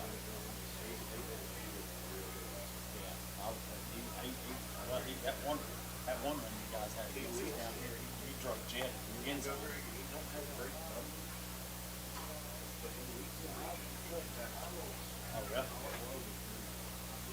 What's happening is people just quit running to the side, so he may not have great numbers. Yeah. But you don't run to the side. Yeah. So it's effective. Well, unfortunately here we can't hold on to the dang football. He's all right. No. We actually had a brief conversation. One day he said something. We were just chatting. And I said, why don't you tell me you really like it? He said, Dad, I don't get around and coach here. I was like, okay. What's the word? He said, I don't want to make you mad. He said, I know you're a charity friend. I was like, me and you come first. I said, I'm not going to go there. So I just miss him. And I was like, if you wake up tomorrow morning, you tell me. Ladies and gentlemen, now we're in for your halftime entertainment.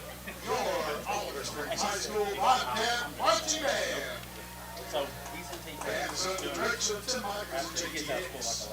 Additional staff includes Dana Patterson, color guard, and Virginia Huff, color guard designer. The drum major is Sarah Yoakley.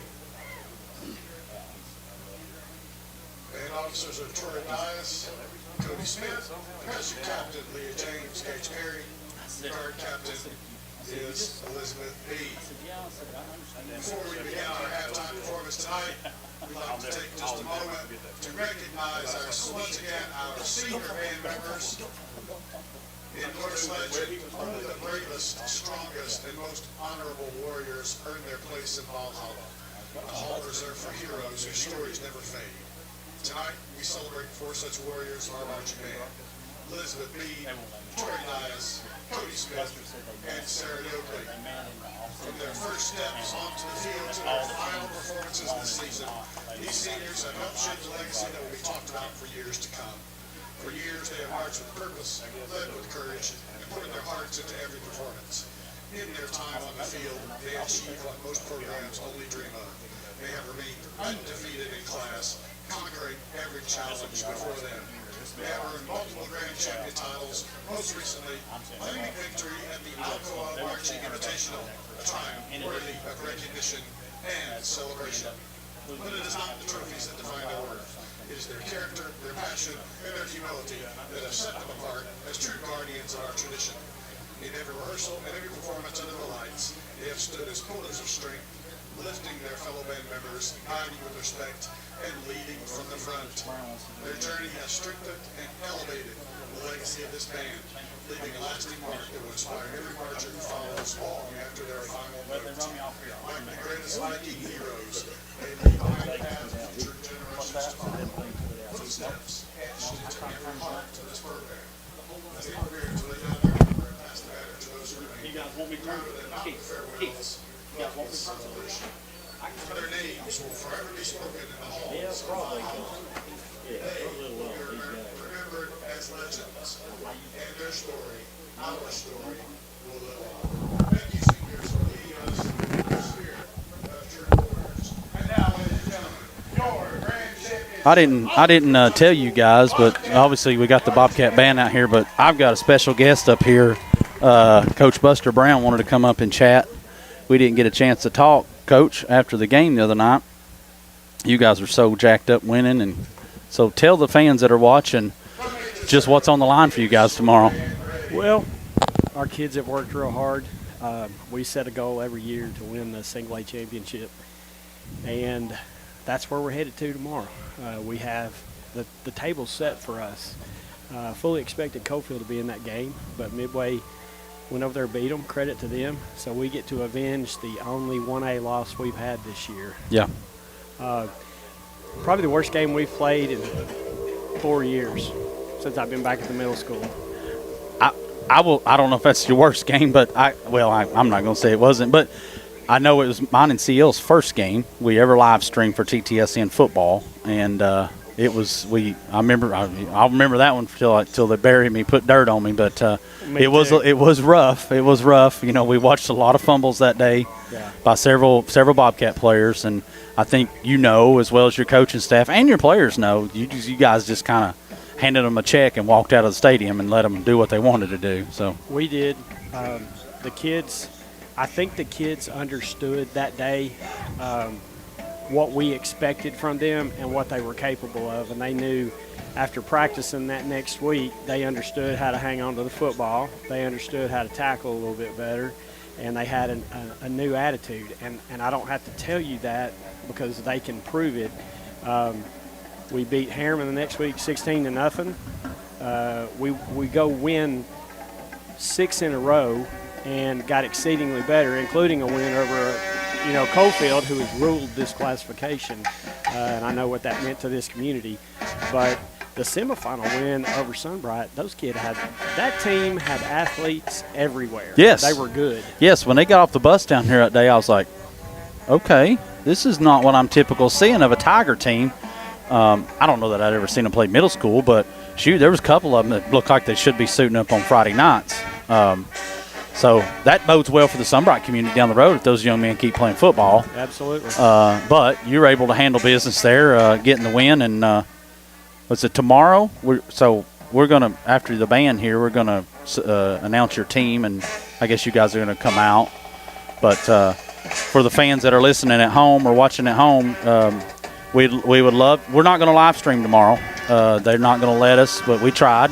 Coach Buster Brown, he called, and they said, no, I guess they voted on not allowing any live streaming of the championship game, which I fully understand that.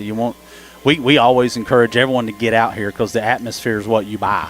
The game is an extra. To me, it's the atmosphere.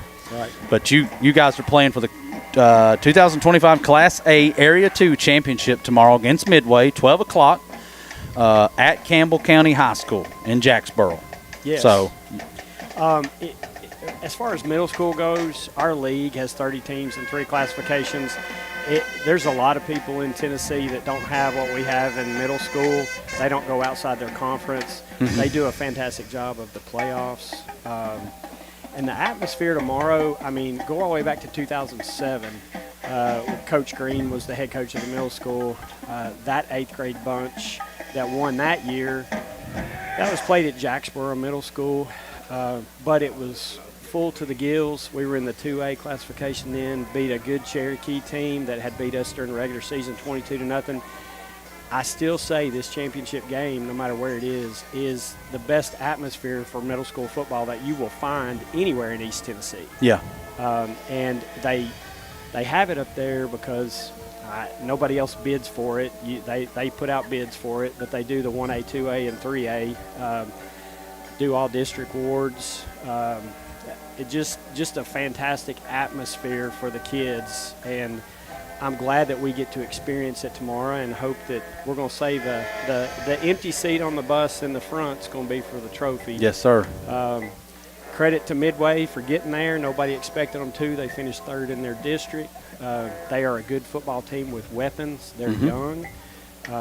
I fully expect a barn burner tomorrow, but our kids are absolutely ready. So I think I read on, I think it's Facebook, you guys are going to load up and get out of here about 9:15ish in the morning.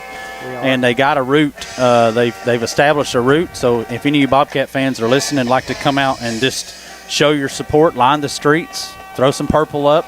Yep. The team and the coaches would sure appreciate that as they leave town. I think guys are going to go down through downtown and then head up Dutch Valley to Campbell County.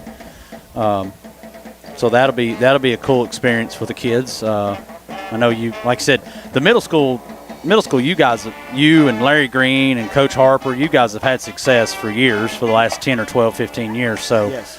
We're accustomed to this. You took over, I guess, after Coach Harper a few years ago, and actually Wendell Jones, and then and then you've had to kind of get your culture back in place after taking a few years out. And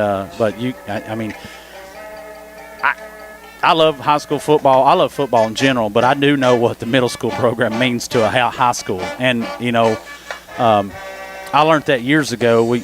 Coach Hill and I were coaching a Rocky Top team, and we talked to this one legendary coach at Pigeon Forge. I think his name was Scott Stevens or something. Scott Meadows. And Rockwood guy. He was telling us that Terry was just picking his brains, like, how do you do your middle school? He said, I have my high school coaches go down and coach the middle school during practice. He said, I want them to emulate. And I know you don't do that stuff, but it's that engagement and togetherness. I see the middle school kids out here high-fiving the high school kids. You got middle school kids that are ball boys on the sidelines tonight, have been for a while. So that's the – I will tell you this. I'm going to run down here and get with the team.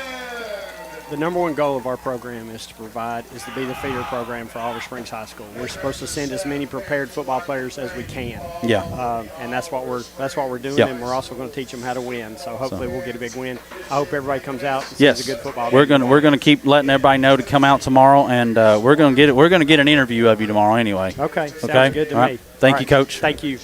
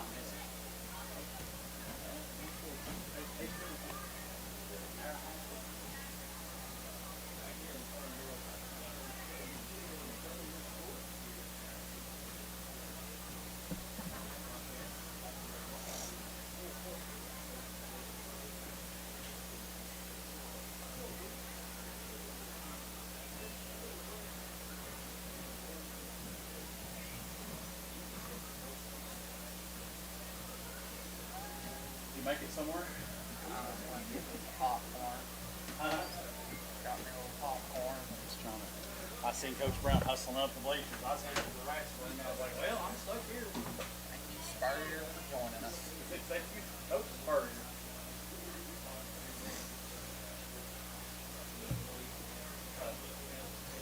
Once again, that amazing halftime band performance was sponsored tonight by James Brummett Insurance.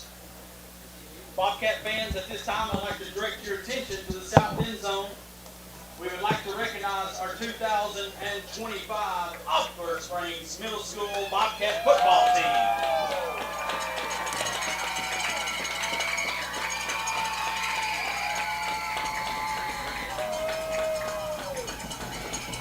Last week, the middle school Bobcats took on the Tigers from Sunbright, defeated them, and punched their ticket to the 2025 Class A Area 2 Championship game.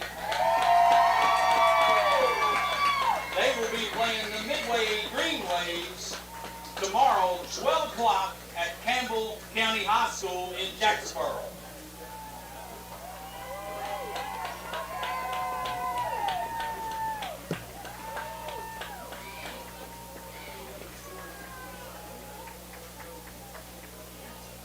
They will be leaving approximately at 9:15 in the morning, so Bobcat fans, if you want to line the streets of the town and encourage them and give them a great big welcome leaving Campbell County, that would be appreciated.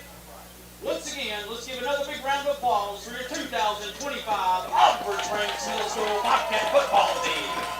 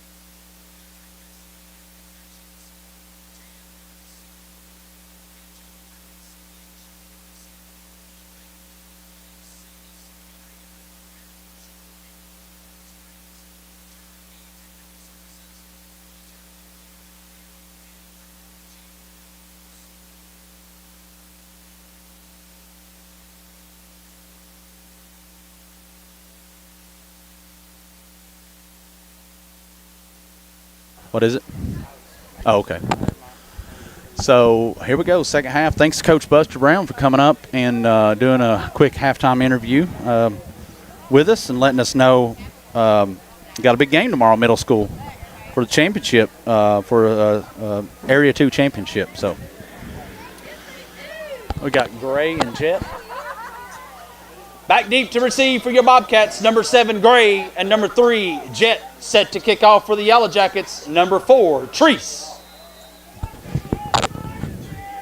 So Treese gets a kick. It's going to knuckleball here right into Gray's hands. He picks it up about the 16. And Gray is going to get out here to about the 33.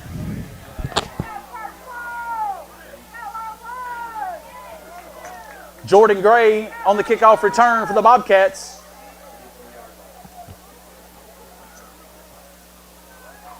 He brings it out to the 33-yard line where it'll be 1st and 10 Bobcats.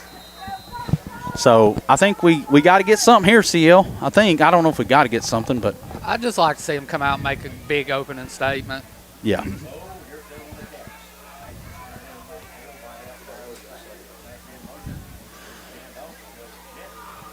Is that Jet? No. No, it looked like Hammock? it was Gray. Was it? Yeah.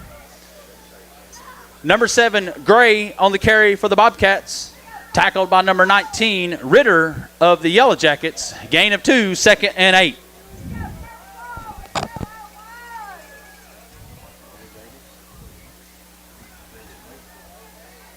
Little new look back here with Gray in the backfield with Jet. So we got Gray in the backfield with Jet. Eddings has replaced him, and he's going to pitch this out to Gray.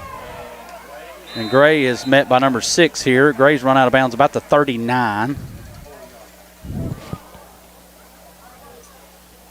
Gray on the carry for the Bobcats. Tackled by number 6, Wilson of the Yellow Jackets.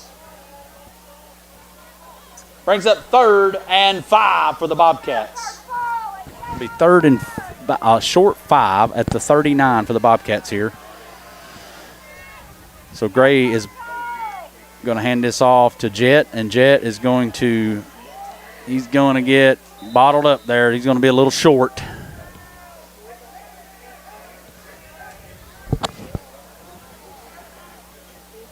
Jet on the carry for the Bobcats.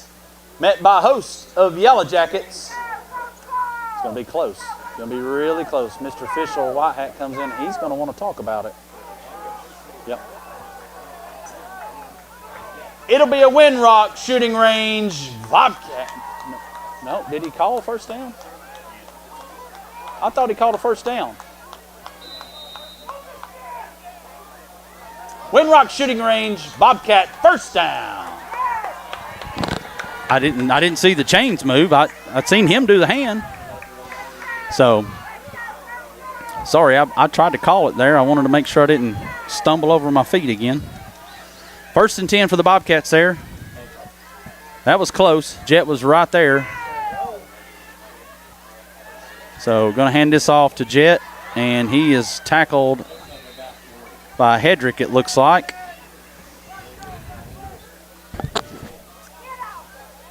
Jet on the carry for the Bobcats. Brought down by number 22, Hedrick of the Yellow Jackets.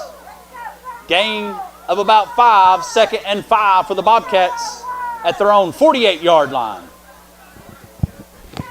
So,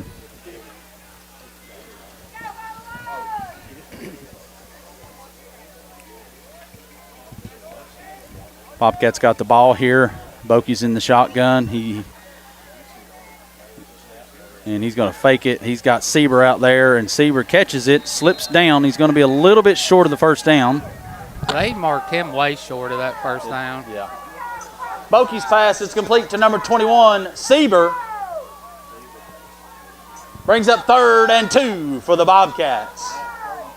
So it's about 3rd and 2 at the Yellow Jacket 49 now. So the field, you said it earlier, CEO, the field looks a little slick. It's starting to look a little brown out there in the middle of the field. I think we got a cool night here at Auburn Springs. So Jet is running it, and he's going to get the first down. Number 3, Jackson Jett on the carry for the Bobcats. He gets a Windrock shooting range. Bobcat first down. So, yeah, I still see Hammock running on the field here. He's slipping, so this game may slow down just a little bit. I did like that little look they had there with Gray also in the backfield. Yeah, that's something new we hadn't seen, I don't think. Kind of ran a little option play with him. Yeah. We've seen Gray on some motion type receiving or handoffs, but we've never seen him in the backfield this season. So he's an athlete. So Bokey is looking. He's got to get out of there, and he's going to throw it, and it's intended for Cooper, falls incomplete. Bokey's pass intended for number 5, Jones, falls incomplete, brings up second down. So, second 10 for the Bobcats. Just getting started. Well, I wouldn't say we get with 7 minutes, 50 seconds left here in the third quarter. Jackets are up 21-7. Ball spotted at the 46 of the Yellow Jackets. Jones in motion, going to hand this off to Hammock, and he's going to get a tough yard or two.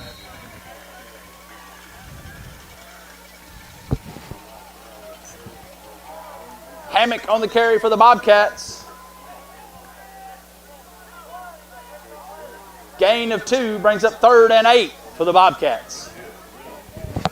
So 3rd and 8, short 8, long 7.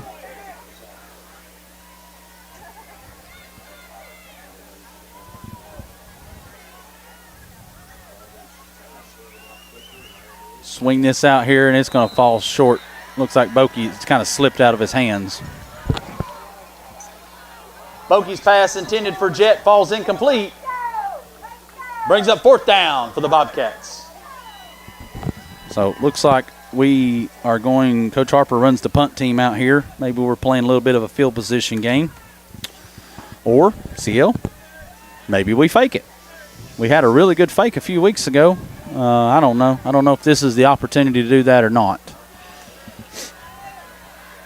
Anyway, Bokey's back deep to punt. Reynolds' snap is good. Bokey's going to do a rugby-style kick, and this ball is going to go out of bounds. It didn't go very far. They're going to spot it at about the 30, I believe. We'll see. No, he's going to come up there. Oh. He's going to come on up here to about the 30. Bokey's punt goes out of bounds at the 30-yard line. We're to be 1st and 10 for the Yellow Jackets. But that was smart play, keeping it out of. Yeah, I think you want to try to pin him inside the 20. I don't know. I mean, he's just trying to kick it out of bounds over here, but I think it come off his foot a little bit sideways. But either way around, the Yellow Jackets are going to come out with 3 wide. A little bit different look here. They got Bunch back there. Treese quick pitches it to Bunch, and he hits the hole, and he's gone.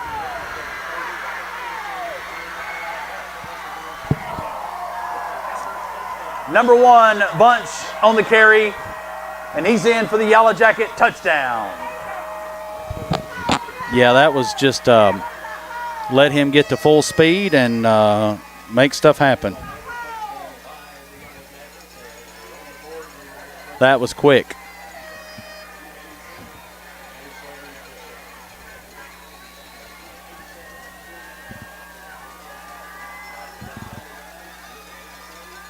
(27-7) here. Looks like the Yellow Jackets are going to go for the extra point. Treese is going to be on for the attempt.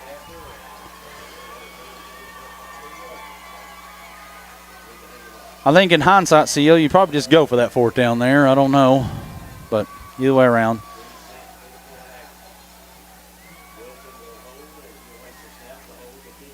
And that's a little bit better extra point by Treese. Treese, extra point is good.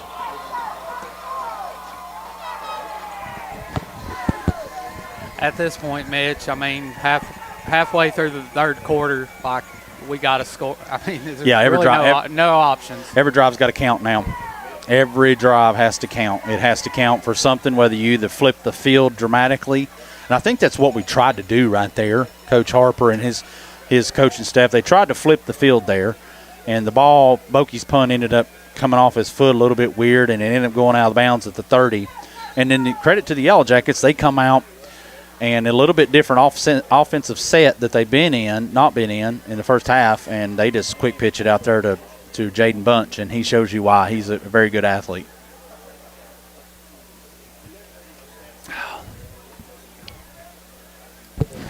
Back deep to receive for your Bobcats, number 7, Gray, and number 3, Jet. Set to kick off for the Yellow Jackets, number 4, Treese. So, here we go. Get the ball back. Treese is going to nail this one. It's going to hop. Looks like Richardson picks it up. Richardson's going to fall down here, get brought down at about the 46. Richardson on the kickoff return, met by number 51, Cooper Basler of the Yellow Jackets. 1st and 10 for the Bobcats at their own 46-yard line. So,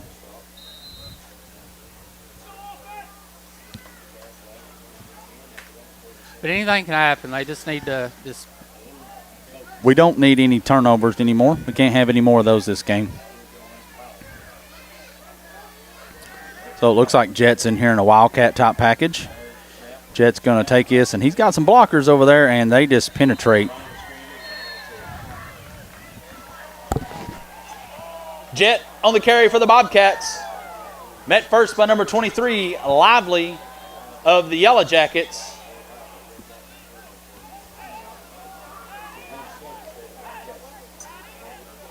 Gain of 1 brings up 2nd and 9 for the Bobcats.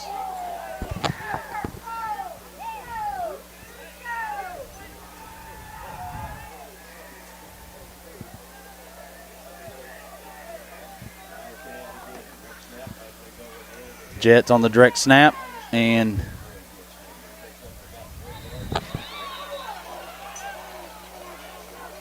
number 3, Jet on the carry for the Bobcats, met by a host of Yellow Jackets. They injured Jacket on the play. Yeah. It's getting physical in there in that extra. Yeah, that's number 23, Lively. He was down. Actually, he made the tackle on the last play, and I was kind of surprised that he was back in because he got hurt there in the first half, and he's wincing again. So that's number 23, Trey Lively. We don't ever want to see any player injured regardless of who you play for. He's listed as a running back and a defensive back. He is looks like he is a senior. That's just another one of those. It's just kind of one of them things. Like, look at all that massive humans in there. Yeah, Shaking up on the play, number 23, Trey Lively of the Yellow Jackets. Unfortunately, Mitch, I think he's he's really hurting right now. But yeah, he's having to have a little extra help coming off. So we hope he's okay. But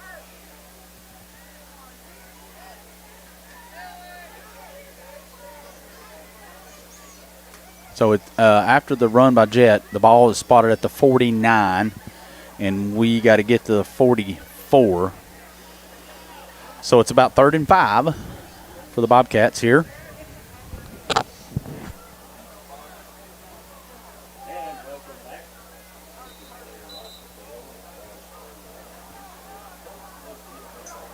It'll be 3rd and 5 for the Bobcats at the Yellow Jacket 49. Bokey back in for the Bobcats at quarterback. Bokey's back in. So they try a little Wildcat there, I guess maybe just to confuse them. But I'm telling you, Coalfield's got everybody in the box. They know, and they're blitzing right here. Bokey's got to get out of here and get rid of it, and he throws it, and it's picked off by number 6. Bokey's pass is intercepted by number 6, Wilson of the Yellow Jackets. That deflected off, I don't know if it deflected off a Yellow Jacket or Arbor Springs player. Bokey was pretty much running for his life. The Yellow Jackets did blitz right there. and Bokey had to get out of there, and he threw it, and I thought he might catch it, but it bounced off one of the players. I can't remember, didn't see if it. So either way around, Bo Wilson gets the interception, and it'll be 1st and 10 for the Yellow Jackets at the 49.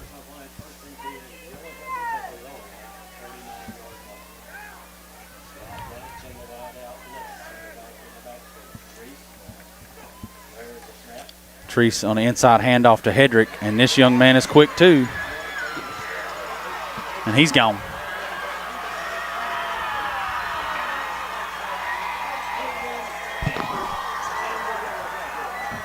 Number 22, Hayden Hedrick on the carry. Touchdown, Yellow Jackets. So that was a little bit of insult to injury there. That's going to take it to 34 with the extra point attempt coming up. Hedrick's another fast young man, CL, and it looks like we're going. I'm just looking. He's a junior. We're going to get to see him again next year. So.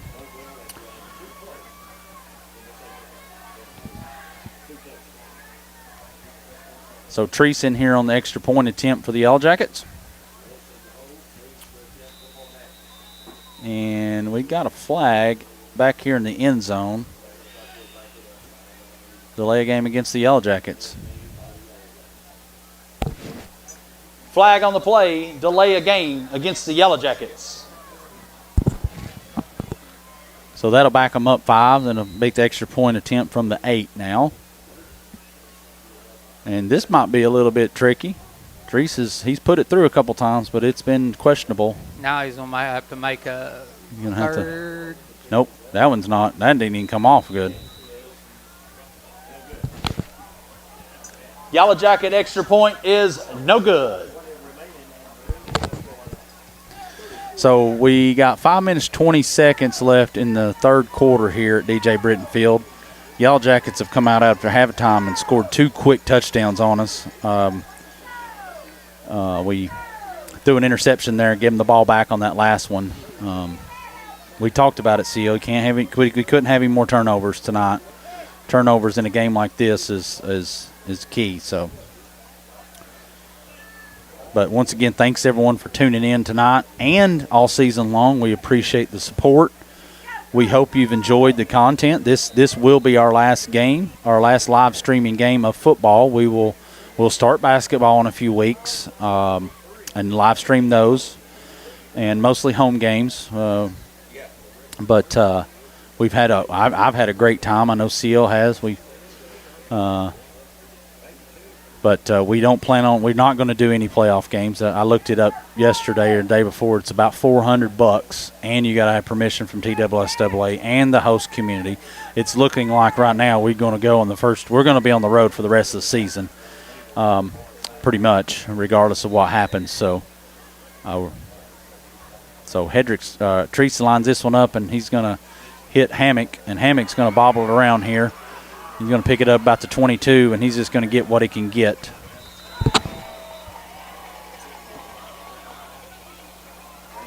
Hammock on the kickoff return. Tackled by number 2, Belize of the Yellow Jackets.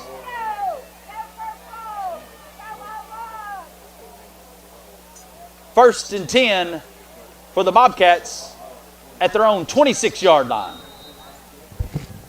We've enjoyed it. TTSN, I hope you guys, 100th season of Bobcat football here. Been a great season so far, even though tonight's results is not what we want. Bokey takes a shotgun. He's going to roll out here to the left, and he whips it over here. Good catch by Eddings right there. That was a real nice catch by Eddings. Bokey's pass is complete to number 10, William Eddings. It'll be a Windrock shooting range. Bobcat first down. So, yeah, good catch by Eddings. Good throw by Bokey there. So climbed the ladder to get that one. Yeah. So, I think right now, we got a stop in action here. Looks like we're going to get false start against the Bobcats. Flag on the play, false start against the Bobcats. I think I think right now, CL, this game is not going the way we want it. I'm not saying we're out of it, but the clock is rolling. 4 minutes, 30 seconds left in the third. Well, even when you're down, I mean, it's at this point, like if you don't win, like it's pride. It's pride. It's pride. You're right. Each team lives 4 miles from each other.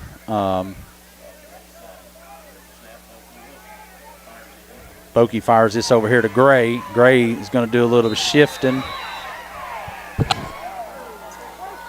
Bokey's pass is complete to number 7, Jordan Gray of the Bobcats. Run out of bounds by number 6, Wilson of the Yellow Jackets. I guess that's a first down, ain't it, CL? No, that's us. We're back to the original line. line. To the original line. Okay. 2nd and 10? The 2nd and 10? Yeah. 2nd and 10 from the Bobcats at the 40-yard line. Obviously, this will be my last game as the PA announcer this season. And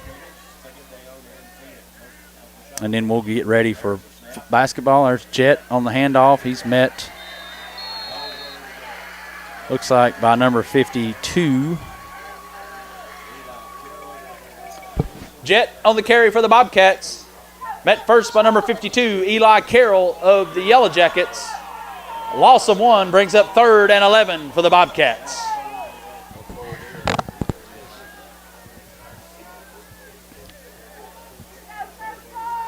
So I see big Aiden Laxton in there at offensive line now. Still got, seem like the core players in there.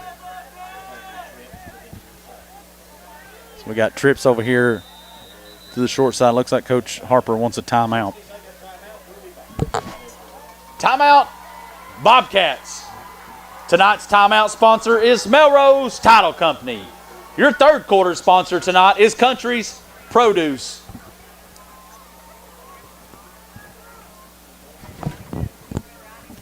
So yeah, it'll be fun just to be a fan for the next few weeks. CL, see how far we make it. We're going to go to. I guess you and I'm going to go to Campbell County tomorrow. Watch the middle school play. We won't be doing any live streaming. We're going to get an interview of Coach Brown, win or lose, and we'll post that on all of our social media platforms. And then we will figure out with Jason when Jason comes up to do the roundup tonight. We'll kind of take our time and figure out where we're going to get seated in these playoffs. I haven't looked at any scores tonight. I guess the only one that really matters to us at this point is what Hampton and Cloudland will do, because that's where we're going to have to travel, it sounds like. And either one of them is 3 hours from where my feet are standing right now. I think Cloudland's about 3.5. So 3rd and 11 for the Bobcats here. Bokey fakes hands off, and he's going to whip this up here. And he's just short, Gray. They need to throw a flag on that one, Mitch. Bokey was hit well after he got rid of that ball. Bokey's pass intended for number 7, Gray, falls incomplete, brings up 4th down for the Bobcats. So, yeah, we just got to keep our emotions in check. We got a game next week. It don't matter what happens here tonight. We got a game next week. We're guaranteed a playoff game somewhere. So we just got to keep our emotions in check. Obviously, so Bokey's going to be back deep to punt here. Looks like number 10, Benton, is back deep. And Bokey's going to kick this one off. He's going to kick it to Benton. Get him. We got a flag over here. There we go. Get Benson down.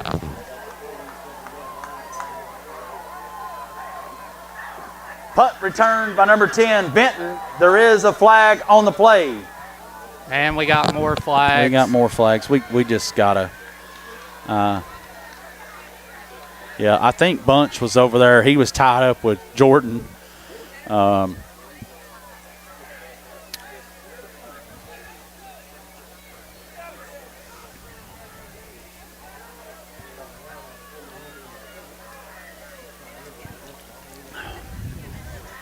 So we'll see what the refs shake out here. We had one flag over there, and then we got another one.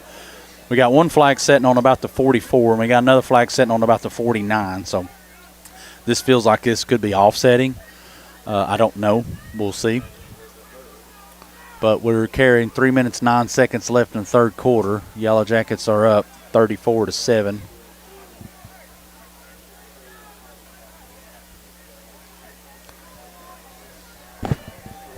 So we'll see what Mr. Official White Hat says here. Sure, it's going to be a few dead balls, personal fouls.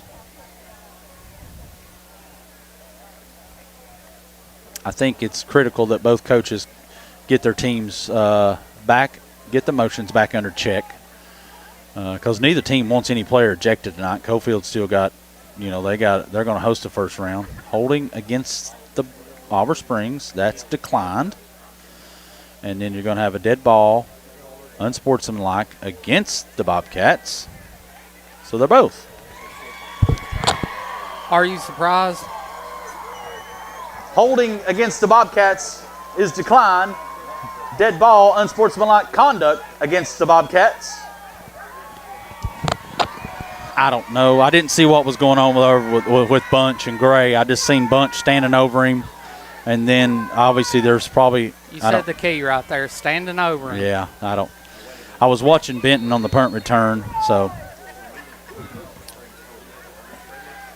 right now we got looks like we're going to have a timeout here by the Yellow Jackets.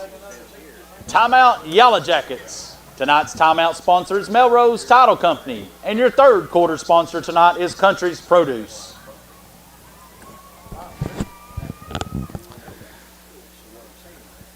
So, thanks for everyone for tuning in tonight. It's not turning out the way we want to be as Bobcat fans, but we're happy to be watching football. At least I am. I'm happy to be in the opportunity of this game. So, obviously, this game is for the region title in Class A, Region 2.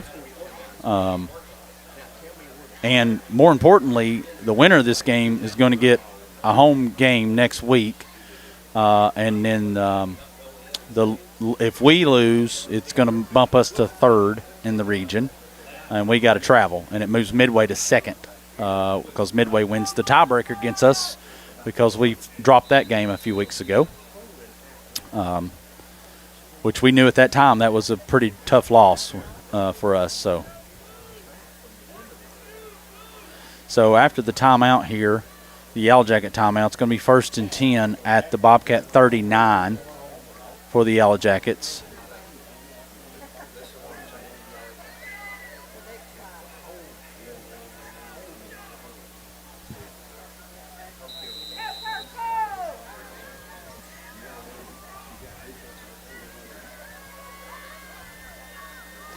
So Trace hands off to Bunch here, and he's going to be bottled up in the middle here. And we're going to have flags, and yeah.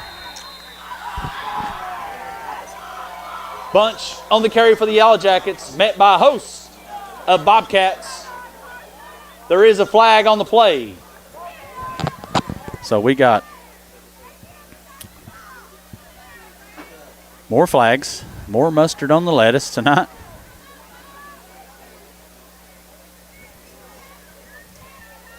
Don't want to see this game end like this.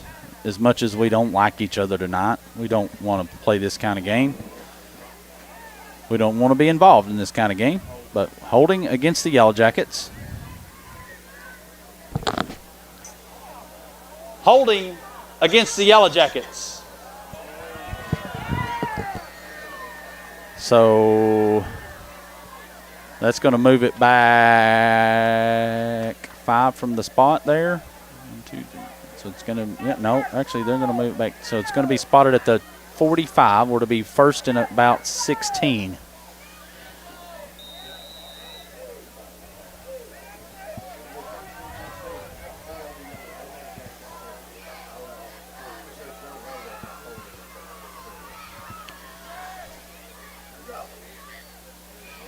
Treese with the hard snap there. Looks like he's looking over the sidelines to try to see if they're in the right form play. Here we go. Treese fakes to Bunch, and he's going to throw this up here, and he's got number 20 on the reception. Oh. Come on, guys. Teresa's pass is complete to number 20, Shannon of the Yellow Jackets.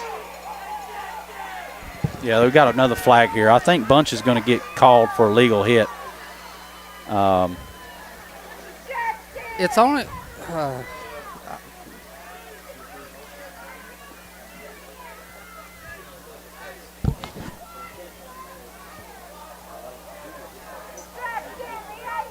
Flag on the play, block in the back against the Yellow Jackets.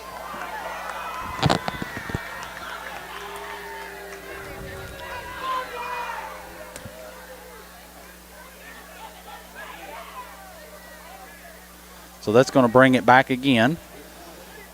So it's going to be second and looks like about 15. They set the ball down. Yeah, they're still talking about it. Unfortunately, the down marker's already moved. So I think he got tackled at about the 35. So they're trying to sort it out here. So it's going to be, first. It's going to be first and about 15. First and 14 for the Yellow Jackets here after the penalty. That's a blocking back penalty. Treese in the shotgun. He drops back, and he's going to throw it. No, he's going to get out of here. Throws it over, and it's almost picked off by Boki. Treese's pass is batted down by number 6, Boki of the Bobcats. Brings up second and 14 for the Yellow Jackets. So the ball is going to be back spot at the 42 of the Bobcats.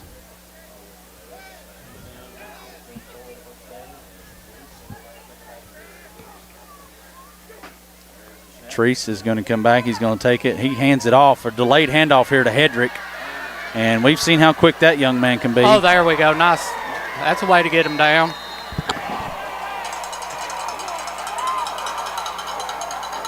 I swear. Number 22, Hedrick on the carry for the Yellow Jackets. There is a flag on the play. It was way back there in the back, wasn't it? I don't know what it was on, or probably on us, I think, but we'll see.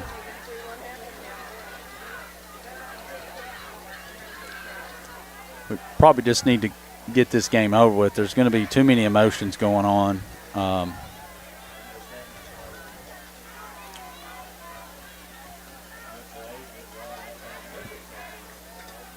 So we'll see what Mr. Official calls here. Dead ball, personal foul against the Bobcats. Dead ball, personal foul against the Bobcats.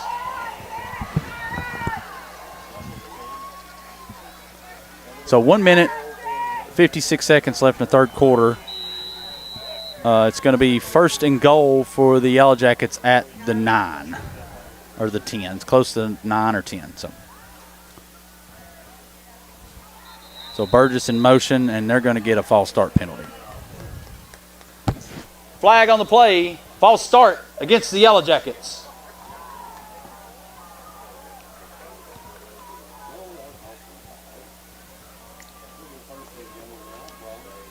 So it's going to be first and goal at about the 6:15 for the Yellow Jackets.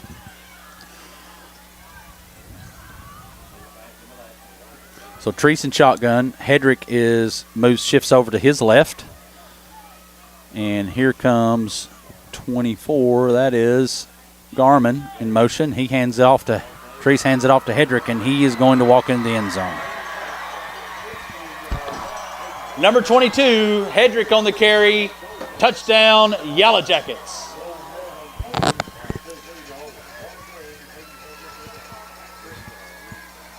So we knew Treese was tough. I knew Hedrick was tough. I watched him play a few years. Should be a running clock after this. It should be.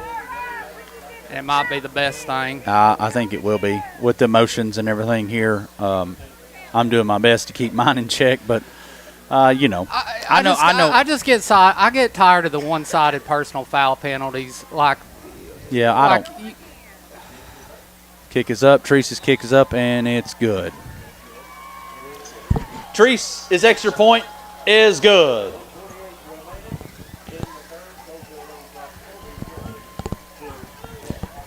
Yeah, obviously it's hard to hard for me to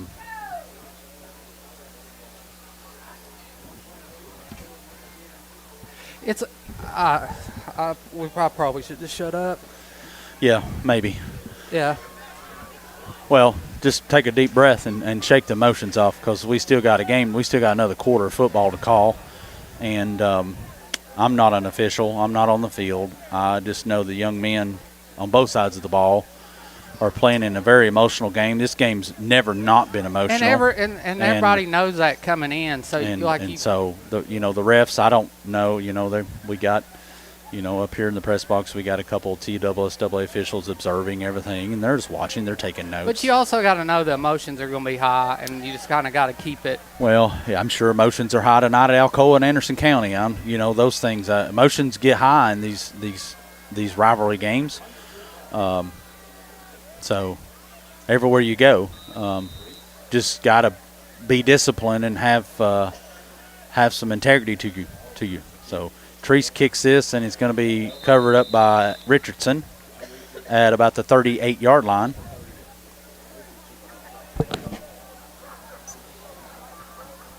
Kickoff recovered by number 4, Richardson. It'll be 1st and 10 for the Bobcats at their own 38-yard line.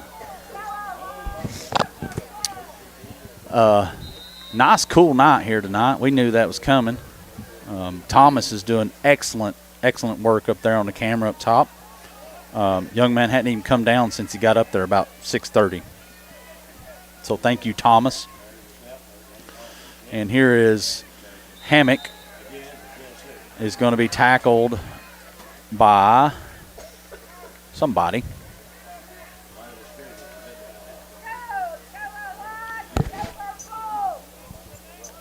Hammock on the carry for the Bobcats. Gain of 2 brings up 2nd and 8. So that may be the first. That may be the last play of the third quarter. We'll be back. After some of you reports in the spring that is Coalfield 41, Oliver Spring.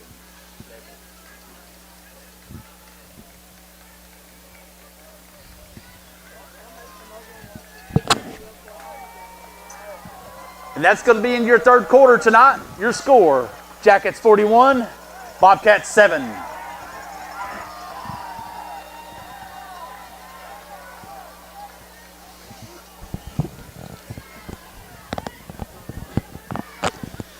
So definitely a tough game here tonight. Lot of emotions.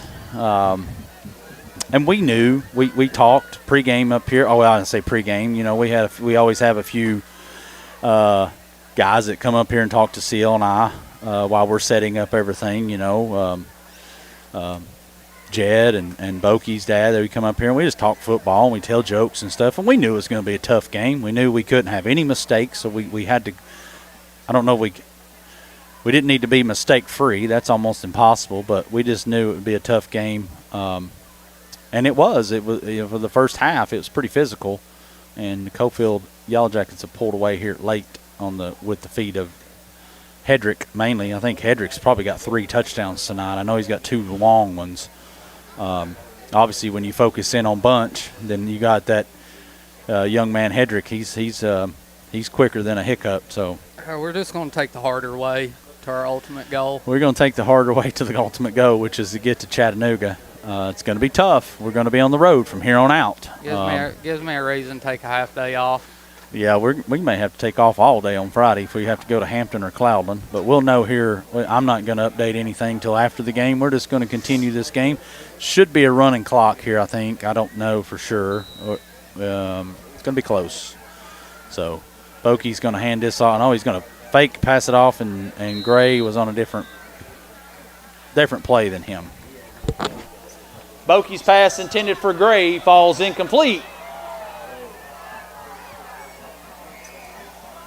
Brings up 3rd and 8 for the Bobcats. So, I think as Bobcat fans, we all regroup. We got to get back behind this team. We got to stay behind them. Let them know we're here to support them. and get ready for the playoffs. Anything can happen in the playoffs. So Bokey's got trips to his left. He's in the shotgun, and he's going to throw this over here, and he just overthrows Gray a little bit. Bokey's pass intended for Gray falls incomplete, brings up 4th and 8. So I think the Bobcats got to go for it here, I think. I don't know if a punt does you any good.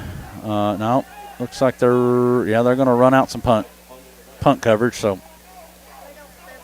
looks like they're going to line up to punt here. And I think Bunch is walking off the field. I don't know if Coalfield's even going to put anybody back deep. Bokey punts this one, and it's going to hit at about the 30, and it's going to roll. Good roll there.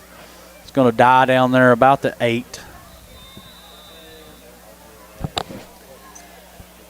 Bokey's punt is down at the 9-yard line, where it'll be 1st and 10 for the Yellow Jackets. Actually, that was, I guess that is the 9. Sorry.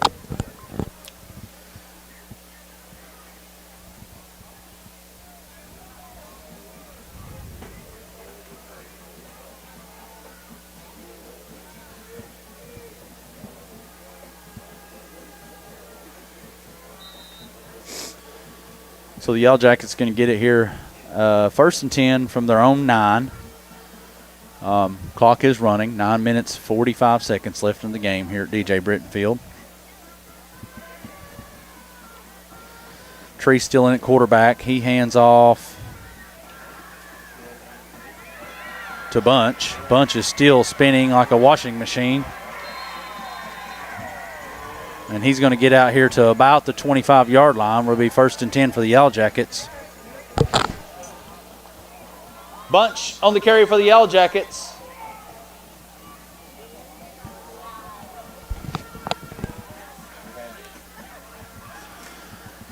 So Yellow Jackets back to the line here. Treese and shotgun. He's going to pitch this out here to Bunch. And Bunch is tackled by Gray. Bunch on the carry. Brought down by number 7, Gray of the Bobcats.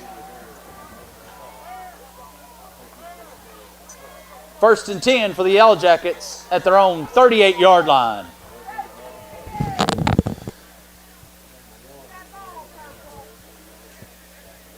So we got Hedrick back in here at tailback. Treese is in the shotgun. Got tripped to his left. He's going to quick pitch it out here to Hedrick.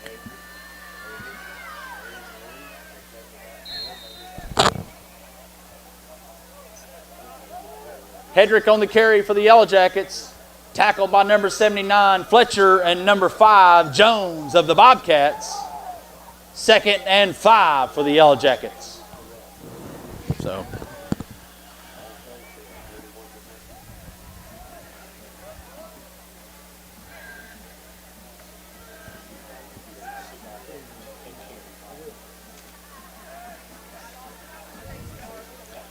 going to hand it off to Hedrick again, and he's going to be brought down by, looks like Bear Lively.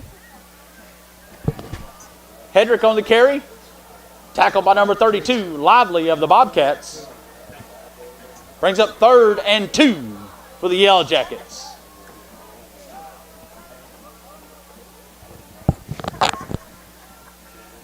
Shannon in motion over here, going to his left. Treese in the shotgun, Hedrick back deep.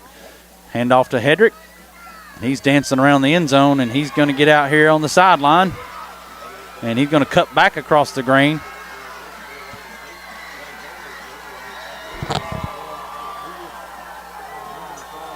Hedrick on the carry for the Yellow Jackets. Brought down by number 7, Gray of the Bobcats.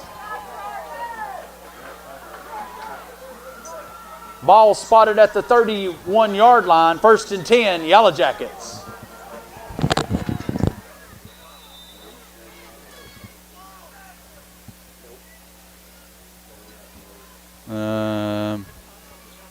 What do we got here? Timeout somebody. Timeout, Bobcats. Tonight's timeout sponsor and all season long has been Melrose Title Company. Your fourth quarter sponsor tonight and all season long is Game Over Towing. Also, your home game sponsors this 2025 season is Big Orange Tree Service, Wolosky and Miller Law, Country Fresh Food and Confections, Jan Works, Kinjo Markets, Leach Pharmacy, One Bank, Phillips Seamless Guttering and Roof Repair, Sharps Funeral Home of Oliver Springs, Turnkey Technical Services, Volunteer Automotive and Audio, and Winrock Jeep Outpost. Thank you, gentlemen. Hey, thank you.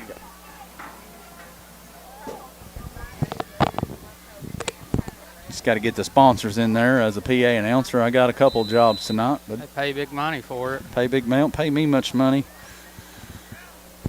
You get that in autographs. I get that, and I don't know. So handout, we got a few fresh jerseys in here for the Yellow Jackets. You got 17 in here running, and he's going to be tackled by Sieber.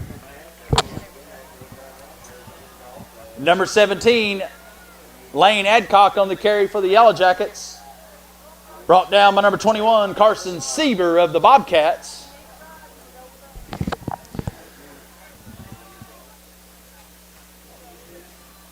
So Hedrick's back in here at tailback.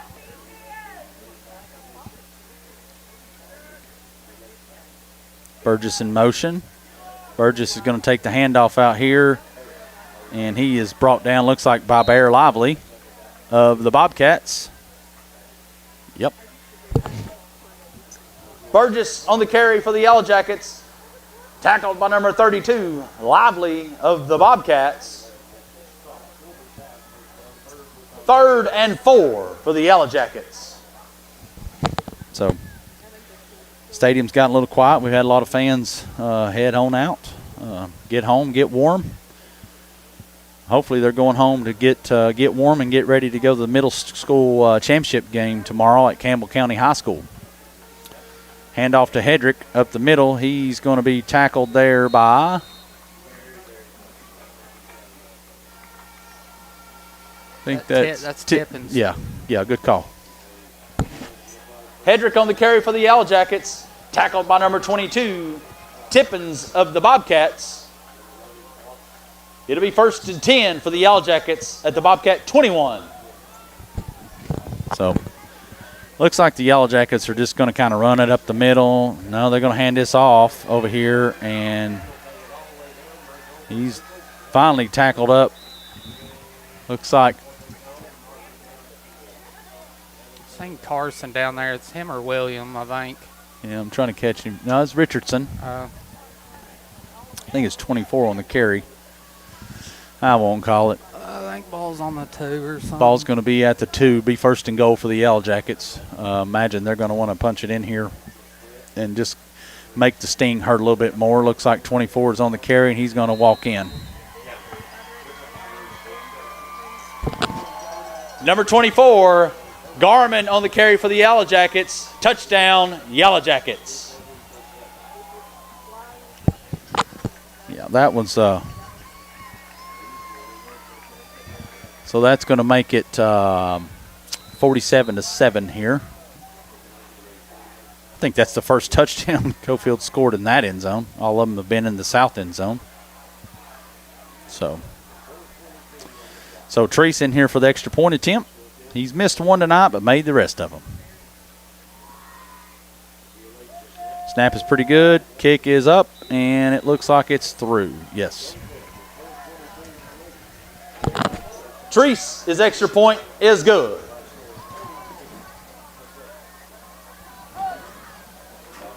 Huh?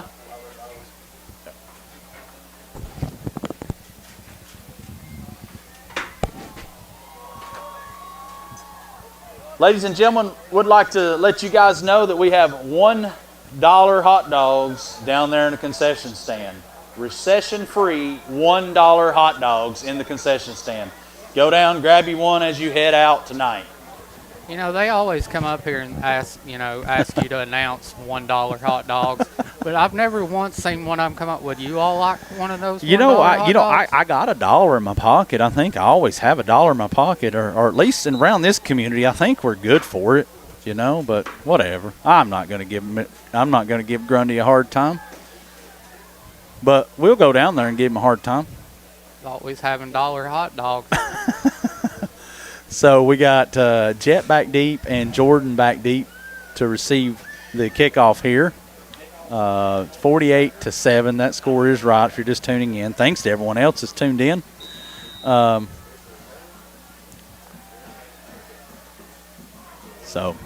And the ball, Teresa's kick is going to go out of bounds here at the 41. There'll be a flag for a legal kick.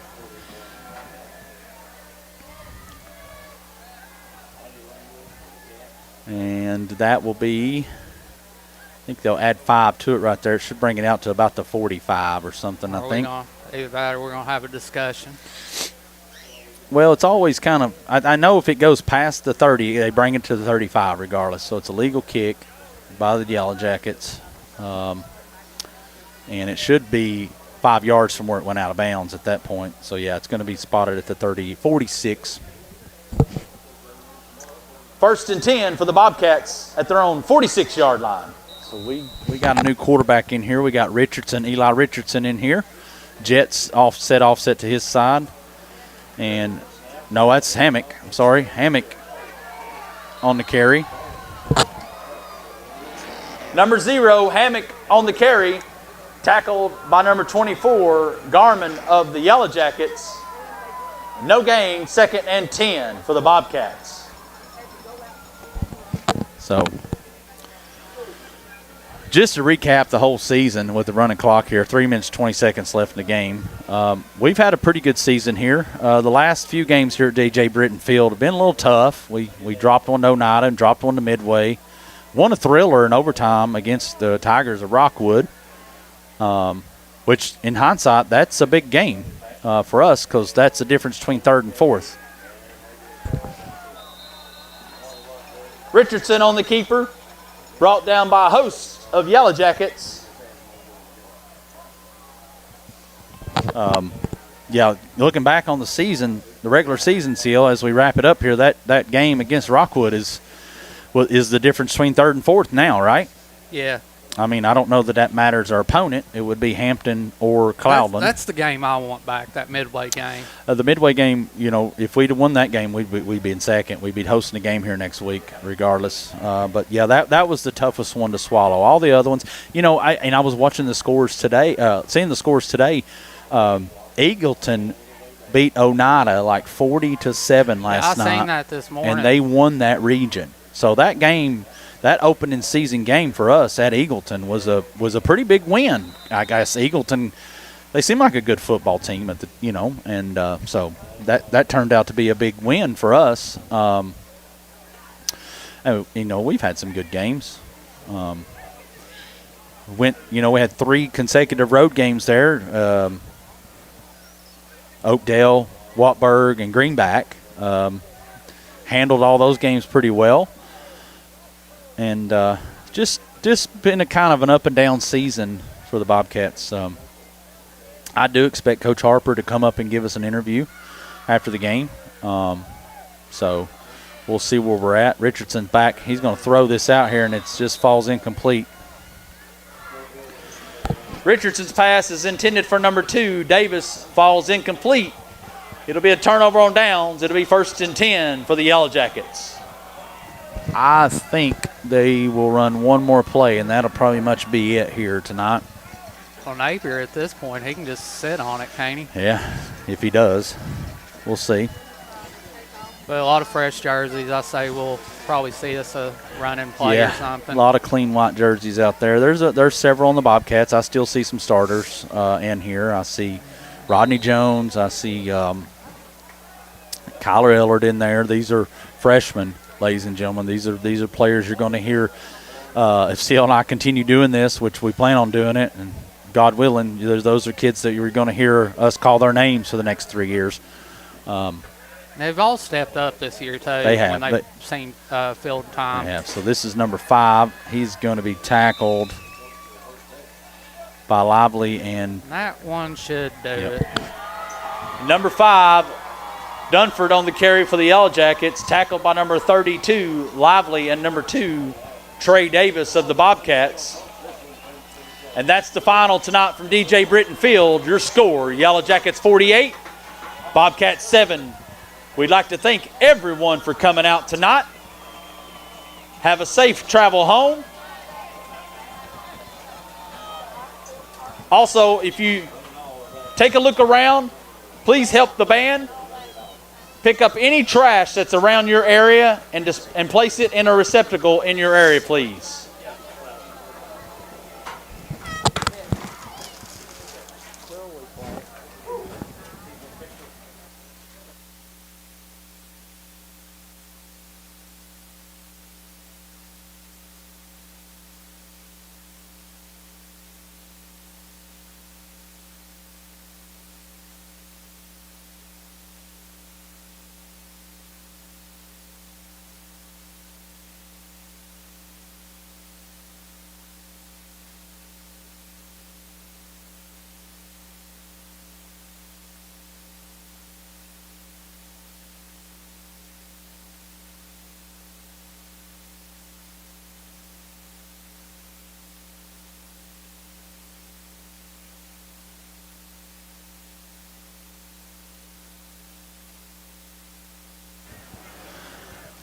Sorry, I went off the air there. We had a grandparent come up and ask us a question on who we might be playing. Greg Addington here is the PA announcer and sports information director for the Yellow Jackets. He told me that it looks like we could possibly be going to Cosby, which that's the truth, Seal. That's a little bit shorter drive.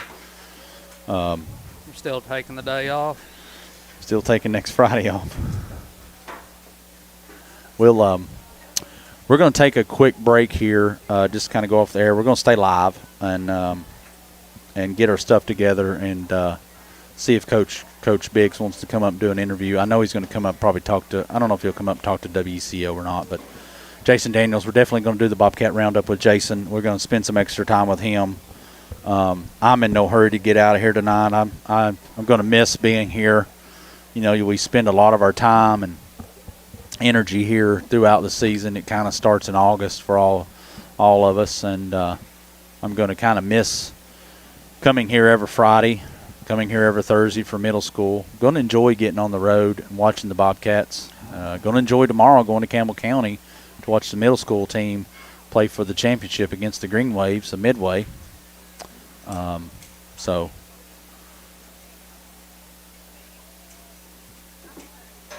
we'll take a little 5-minute break here, and we'll get back with you here just shortly. Stay tuned.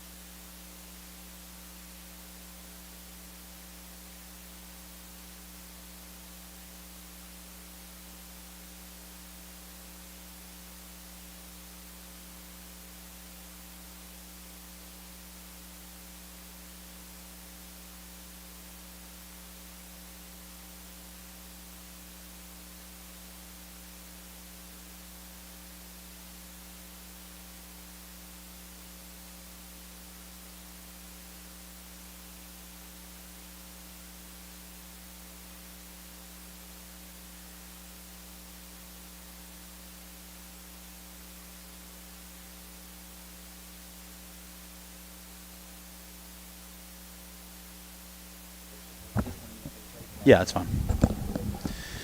All right, for the folks that are still tuned in, thank you for holding on. Jason says he's ready to go. He's ready to get this over with. I don't know if he's ready to get it over with. That's probably me saying something. No. But, Jason. You might not believe this, but I'm going to have something positive to say. All right. I got some positivity. We're playing again next week. That's one thing. We got to travel. So I want to tease the positivity and hold it for after I give the stats. How's okay. That? Just for what's and giggles. So we'll start with the statistics for Coalfield. They ended up with 14 first downs. They ran the ball 27 times for 307 yards, and 217 of that was in the second half. Yeah. They passed the ball. They had 4 completions, 6 attempts, no interceptions, 43 yards. They punted the ball 1 time for a 33-yard average. Coalfield had 9 penalties called for 70 yards. They did not have a fumble, and they had a total offense of 350 yards. Again, they only had 93 at halftime. So we had a lot of short fields that first half, and that's why they scored 21 points, and they did not have a drive longer than 32 yards on a scoring drive. For the Bobcats, 11 first downs, 33 rushes, 89 yards, passing 7 completions, 18 attempts, 1 interception for 65 yards, punted the ball 4 times for a 34-yard average, had 6 penalties called against us for 50 yards, 2 fumbles, 1 loss, total offensive 154 yards. Individually, there's really nothing. Nothing really. Nothing jumps. No. I mean, there was a few plays, but it wasn't really anything. The passing yards are bogey. Yeah, it was. Seal and I were calling it the first half. It was like it's a very physical game. Like there was a lot of running in between the tackles. You get 2-3 yards here and there, and then obviously Jet broke loose a couple times and got 15 yards. Right. And Jaden Bunch he's a good player. Hedrick's a good player, and they show you why if you give them about 5 yards to get up to full speed, it's hard to get them back down. Yep. So without a doubt. So. So it sounds like the playoffs are set essentially. Yep. The Bobcats will be traveling to North Green next Friday. Yep. The Huskies. And I'm looking at the bracket right here. It's going to be a 7 p.m. game. Yep. I feel like North Green came down here a couple of years. They came down here. We've been there once. It was 2008, I believe. It's very easy to find. I'll just tell you right now how easy it is. Yeah. 40 east to 81 north, exit 36 Baileyton.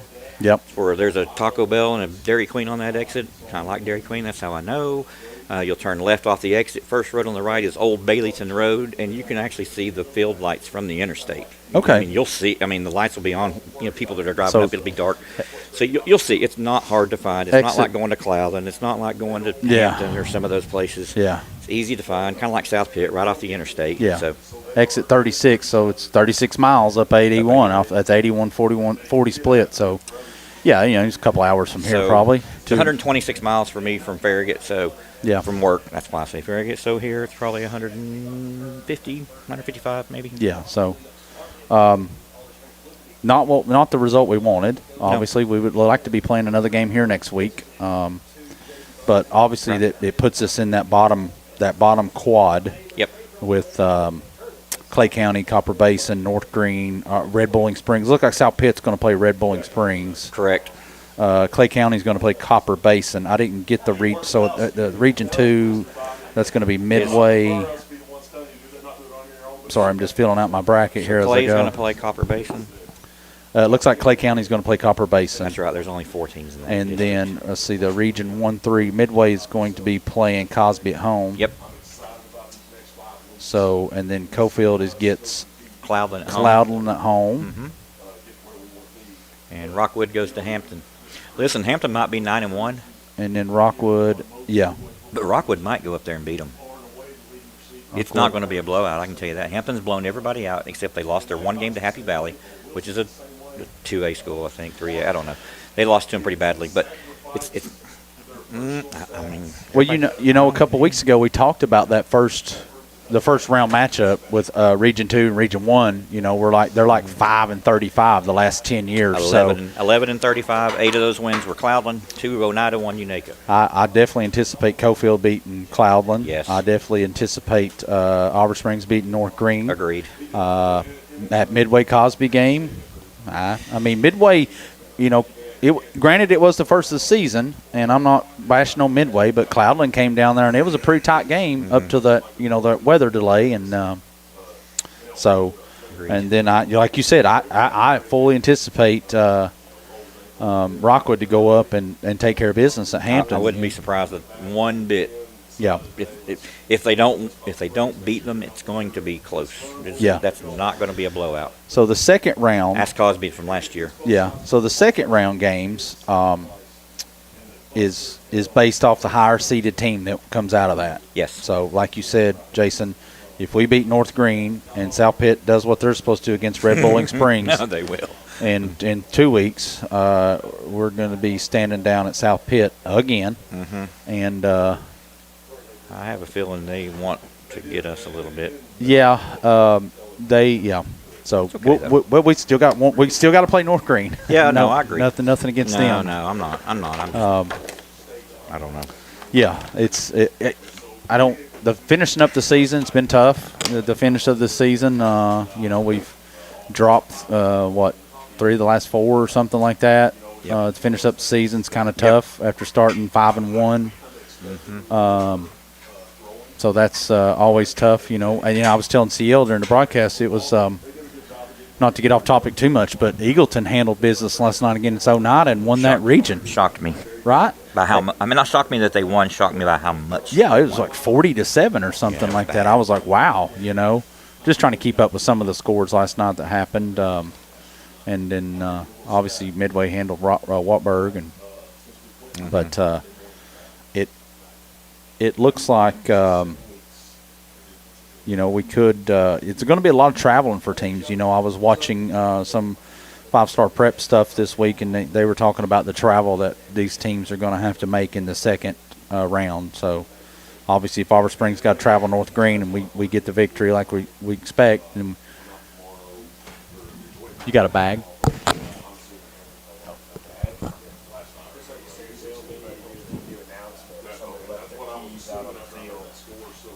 Just let him over that bag. Somebody will come and get them. They'll be looking. Yeah, they'll get out to the car.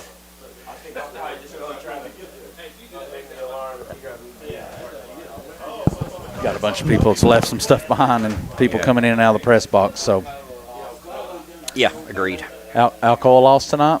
What? That's what CL's telling. What? 31-30.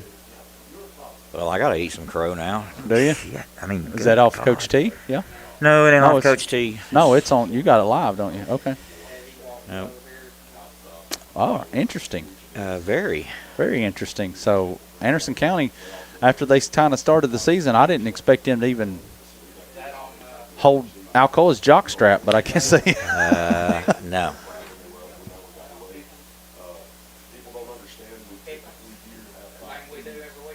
Yeah, what about it? No, Thank God. No, it wasn't on there. No, but we do. You going to the game tomorrow? Yeah, I'll be working. Yeah, that's right. You're working. Yeah. It's going to be awesome, right? The Vols game is what we're talking about. Blackout. Dark mode's what they're calling it. I call it blackout. I looked at tickets last night, and I said, well, I'll just sit at home and eat a cheeseburger or something. And probably a good idea. But I do want to, we haven't talked to much about it since we kind of started it, but that we do the weekly pick'ems. Yep. And I looked today, and based off what you won your first 4 games last night, you're the winner, Jason. Oh, wow. So okay, I'll take it. I'm 4-1 this week so far. Obviously, we know which game I picked wrong. But yeah, okay. So we want to present you with the Yeti cooler that we offered up. So you got a Yeti cooler sponsored by Protomet. I will take it. Yeah, so that's very cordial gift by Protomet. Yes, whoever they are, you can thank them. Our first season of Pick'ems. We'll get a picture with you before you leave. That's fine. That's great. Yeah, that's. I didn't realize that was. No, I knew about it, but I didn't know we were finishing tonight on that. So that's what. Well, I mean, it's It's regular season. You finished I told CL today. I was like, you might as well bring the cooler. Jason won. I said he won. He picked his 4 games. Yep. He picked the You picked the 4 games last night. Yeah. The Thursday night, you 4-0, and I told BB and Buster they're the only ones that were within reach of you, and pretty much you had to tank it, and they had to be almost perfect. You were about 4 games up, I think, on everybody else. Right. You and your statistician wizardy. No, but I think I did go 26-0 last week between East Tennessee Sports Fanatics and this one. Yeah, so that's awesome. I've never done that. That's the first. You know, this was an idea that CL kind of came up with in the preseason. I was like, well, let's roll with it. And then we talked to some of our bosses at work, and they were like, yeah, we'll give you a cooler, and you know, we just hadn't really promoted it much lately. You guys, I appreciate you participating in it. I appreciate you doing this all season long with us, Jason. Oh, yeah. This is the last one for us. We're not going to do any live streaming. We can't do playoffs. We can't. Well, I can. It's just going to cost me $400 and a whole lot of literature and begging. But I'm not going to do that. I'd like to just. I'll probably just go be a fan next week and just hang out in the stands, or maybe Coach Harper let us hang on the sidelines and hold a ball or something. I don't know. Yeah, but you never know. I never know. But I do. CL and you and I have talked, Jason, and you know, we do want to.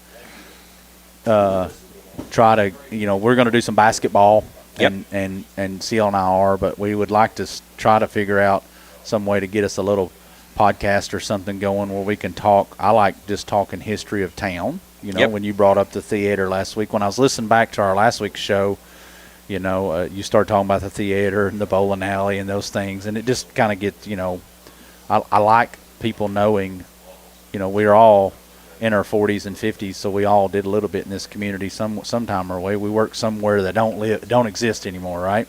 Yep. You know, but it's we have a lot of rich tradition and history here, and that's what CL and I enjoy. That we like getting that stuff out. I've got a lot of history. I can tell you would. Yeah. So CL and I, we're going to sit down and talk about it. We're going to see what our basketball schedule looks like. November 17th, first game at Oak Ridge. Yes. Right now, CL and I, we lightly discussed we plan on doing home games only for the Lady Bobcats and the boys. Men, and definitely doing most of the home games. The away games are going to be a little tricky because it's obviously gym contingent and things like that. But so difficult night here at DJ Brittain Field. End the season. For me anyway, ends the season for the press box for me. I'm going to be a fan the rest of the season, and once again, Jason, I'll let you get out here and respect your time. Well, I remember I teased something. You know, I said there's some positivities.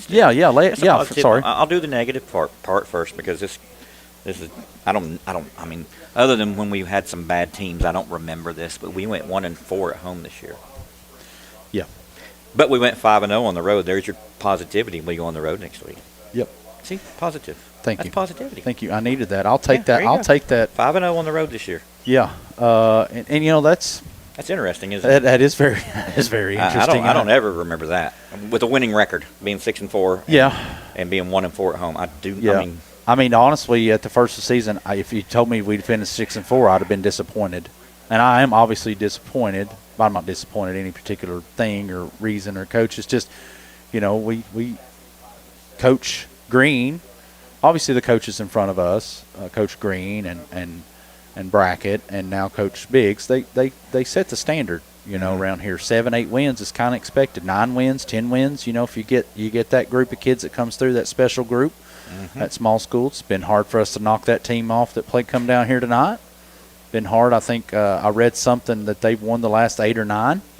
I didn't really pull much stats this week. I really want to talk more about playoffs. This is their 8th win in a row in the regular season. They lost the first 2 games, but they were both non-region games into higher classification. Yeah, there was some other stat that they hadn't lost a regular season region game in maybe 3 or 4 years. I think it was 5 years. Maybe the last region game they lost was here that night. It was raining. We beat them 27-0. Yeah, that would have been 2019. Yeah, I'm pretty sure that's their last region loss. And obviously we went in the regular season. We beat them in the playoffs. Beat them in the playoffs a couple years ago. Loss. No, it's not a region. It is, but it isn't.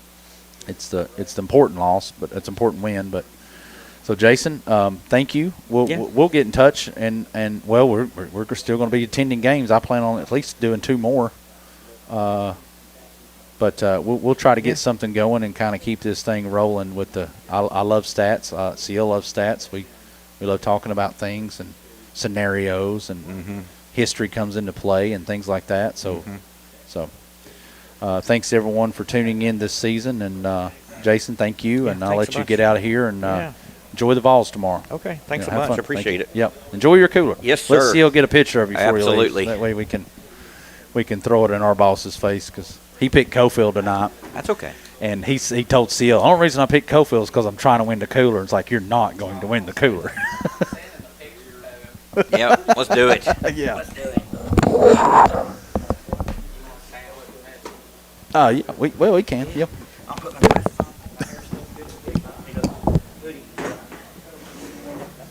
Y'all need to hear something.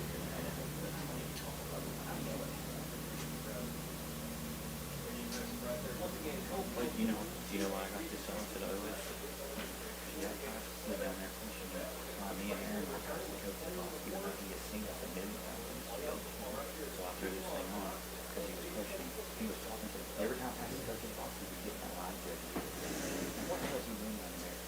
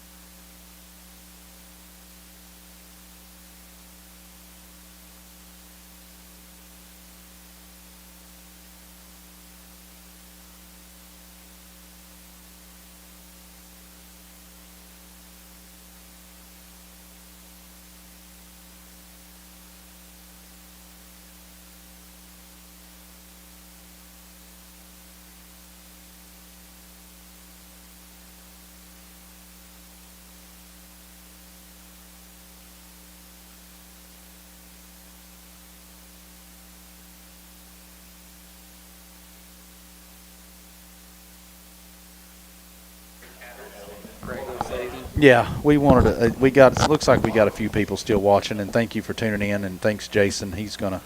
But we got CL back on here with us. We just kind of wanted to get on here and thank everyone again. I know we do it throughout the games, and we do it. We just really wanted to let you guys know how much we appreciate your viewership, how much we appreciate your engagement.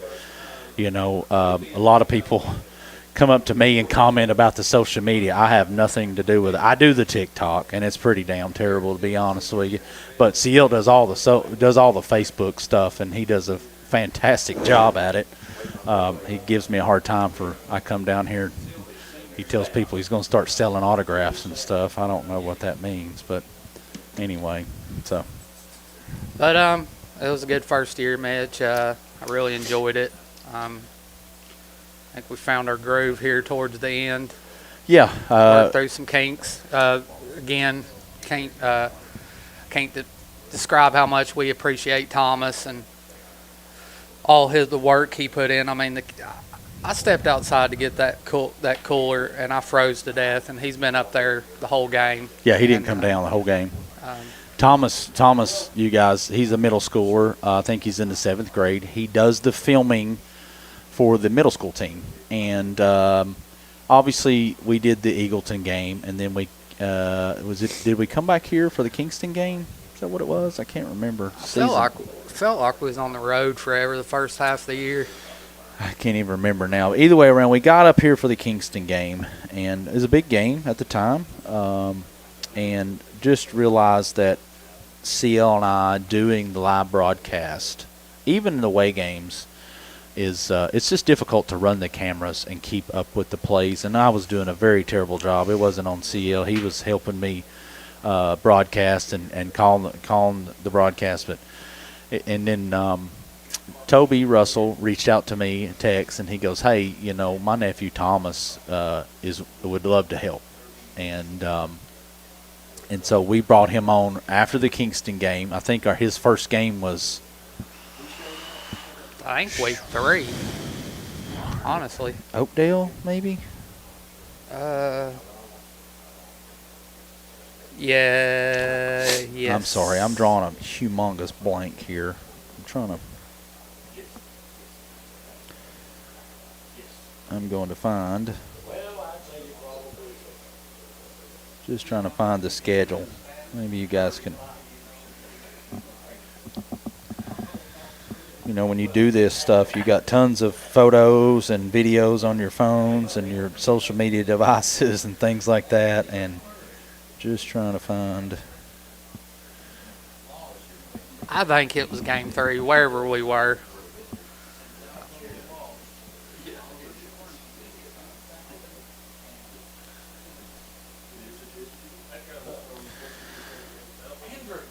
So it was.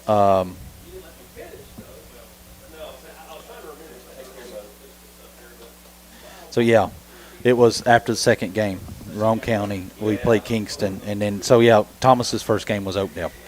That was on the road, and then we realized that Toby reached out to me. I'm sorry for the pause, but Toby reached out to me and said, "Hey, you know, my nephew Thomas Cox he's a good kid. He would be interested in helping you guys." And so we took him under our wing, and I hope he learned a lot this year. We learned a lot from him. You know, the young man is very technically smart. He picked up on exactly what we needed to do. You know, we went over. I remember when you and I got over the Greenback game. He's like, "I got this. I'm good." And I was like, "All right." And we just focused on broadcasting, calling the game. So. But we learned at Greenback you can also pack up in about 2 minutes. 2 minutes, yeah. We didn't ever really get the chance to talk about that, or if we did, we don't remember it. But, you know, Greenback was we like to do this Bobcat Roundup with Jason, and I like to take my time and respect Jason's time and talk about stats and talk about stories. And we were just in a groove over there, and the next thing you know, CL comes up and he's saying, "Hey, Greenback's mad. They've got the cops out here. They're fixing to turn the lights out." And so we had to cut it a little bit short and things like that. It just is. I'm respectful of every community we go to, but I appreciate. You know, this was one of those things where when we got close to the season, CL and I were chatting, and he was like, "Hey, you know, do a maybe we can talk to Jason and do some stats afterwards." And Jason was open to it. But anyway, back to Thomas. Thomas, outstanding kid.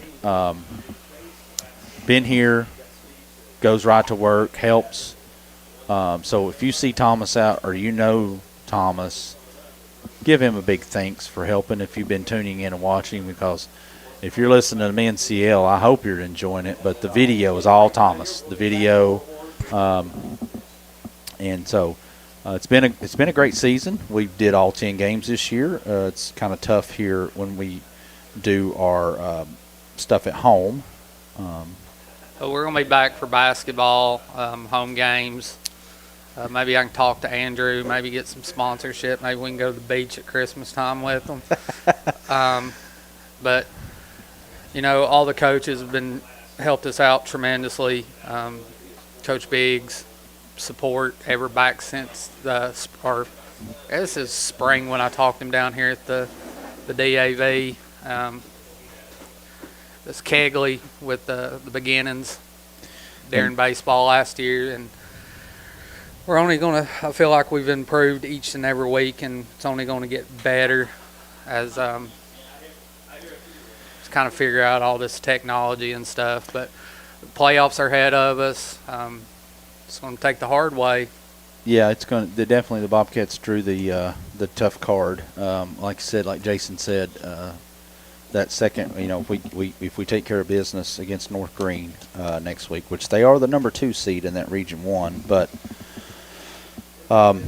it sets up a highly likely second round matchup with South Pitt, and obviously you guys know what the outcome of the last game we played them was here 2 seasons ago. We opened up the season with them, and we defeated them here 27-7. That's a core memory in me.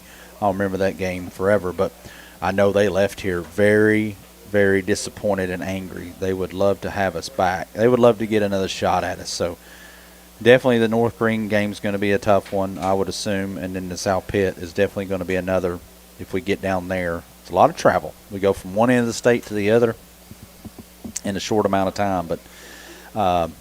But like Jason said, we're 5-0 on the road this season. So hopefully we'll see a lot of you all on the road during the playoffs. If not, please come back and join us during basketball. I'll make sure Marv Albert up here is ready to go. Marv Albert, yeah. I tell you what, I just let you guys know, we've never done a basketball game. I've never broadcast a basketball game. I don't even know. I mean, it's going to be interesting to see. If you're going to be looking for technical terms, might need to tune into whatever else. So, but again, we just guess if you got anything else. No, I'm good. I appreciate everyone's comments on our live feed tonight. I'm just kind of scrolling through and reading them. Thank you everybody for all the positivity, and thank you guys for the feedback. And we've had a couple of them each week, always in there commenting. Your boy Billy, I think, call him Droopy Drawers, or I don't know. I don't know what you called him that one night. We'll call him Bad Billy. His nickname was Droop in high school. Billy, you might get on there and comment. I think Karan Naff gave you that nickname down in the dungeon locker room, but I may be stand corrected. Todd Miller, other people. Yeah, Todd Miller, always watching from Texas. He helped us a lot during the summer, when we was doing the countdown, getting some of the nostalgia photos. Getting some pictures of Eric, his brother Eric Miller. And there's many others that I just can't think of off the top of my head right now that are consistently in there. Yeah, so. We did the tribute to Coach Hedden. His sister gave us she gave a lot of photos, and I think we didn't even end up using them all. But like I said, those things are important to CLNI as far as getting this stuff out there. As you can see, there's other entities of these things popping up in other communities, which is great. I don't know how we just stumbled on it. We just started talking about it, and I said, well, heck, let's just do it. So I hope you guys have enjoyed it.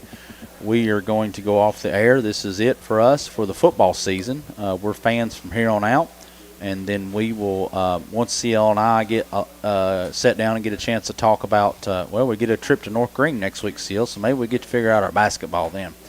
We'll sit down and we'll kind of throw out a schedule, and we'll be posting some basketball stuff here in the next few weeks, trying to get you guys going and generated the basketball team. I anticipate a really good season. I don't want to get too far ahead of football, but I anticipate they're coming off I think they call it sub-state sectional. Yeah. I think they went up to North Green or somewhere. Did they not? I can't remember. Obviously, we'll get Coach Jones on here to do a little interview, hopefully, and we'll get some preseason juice from him.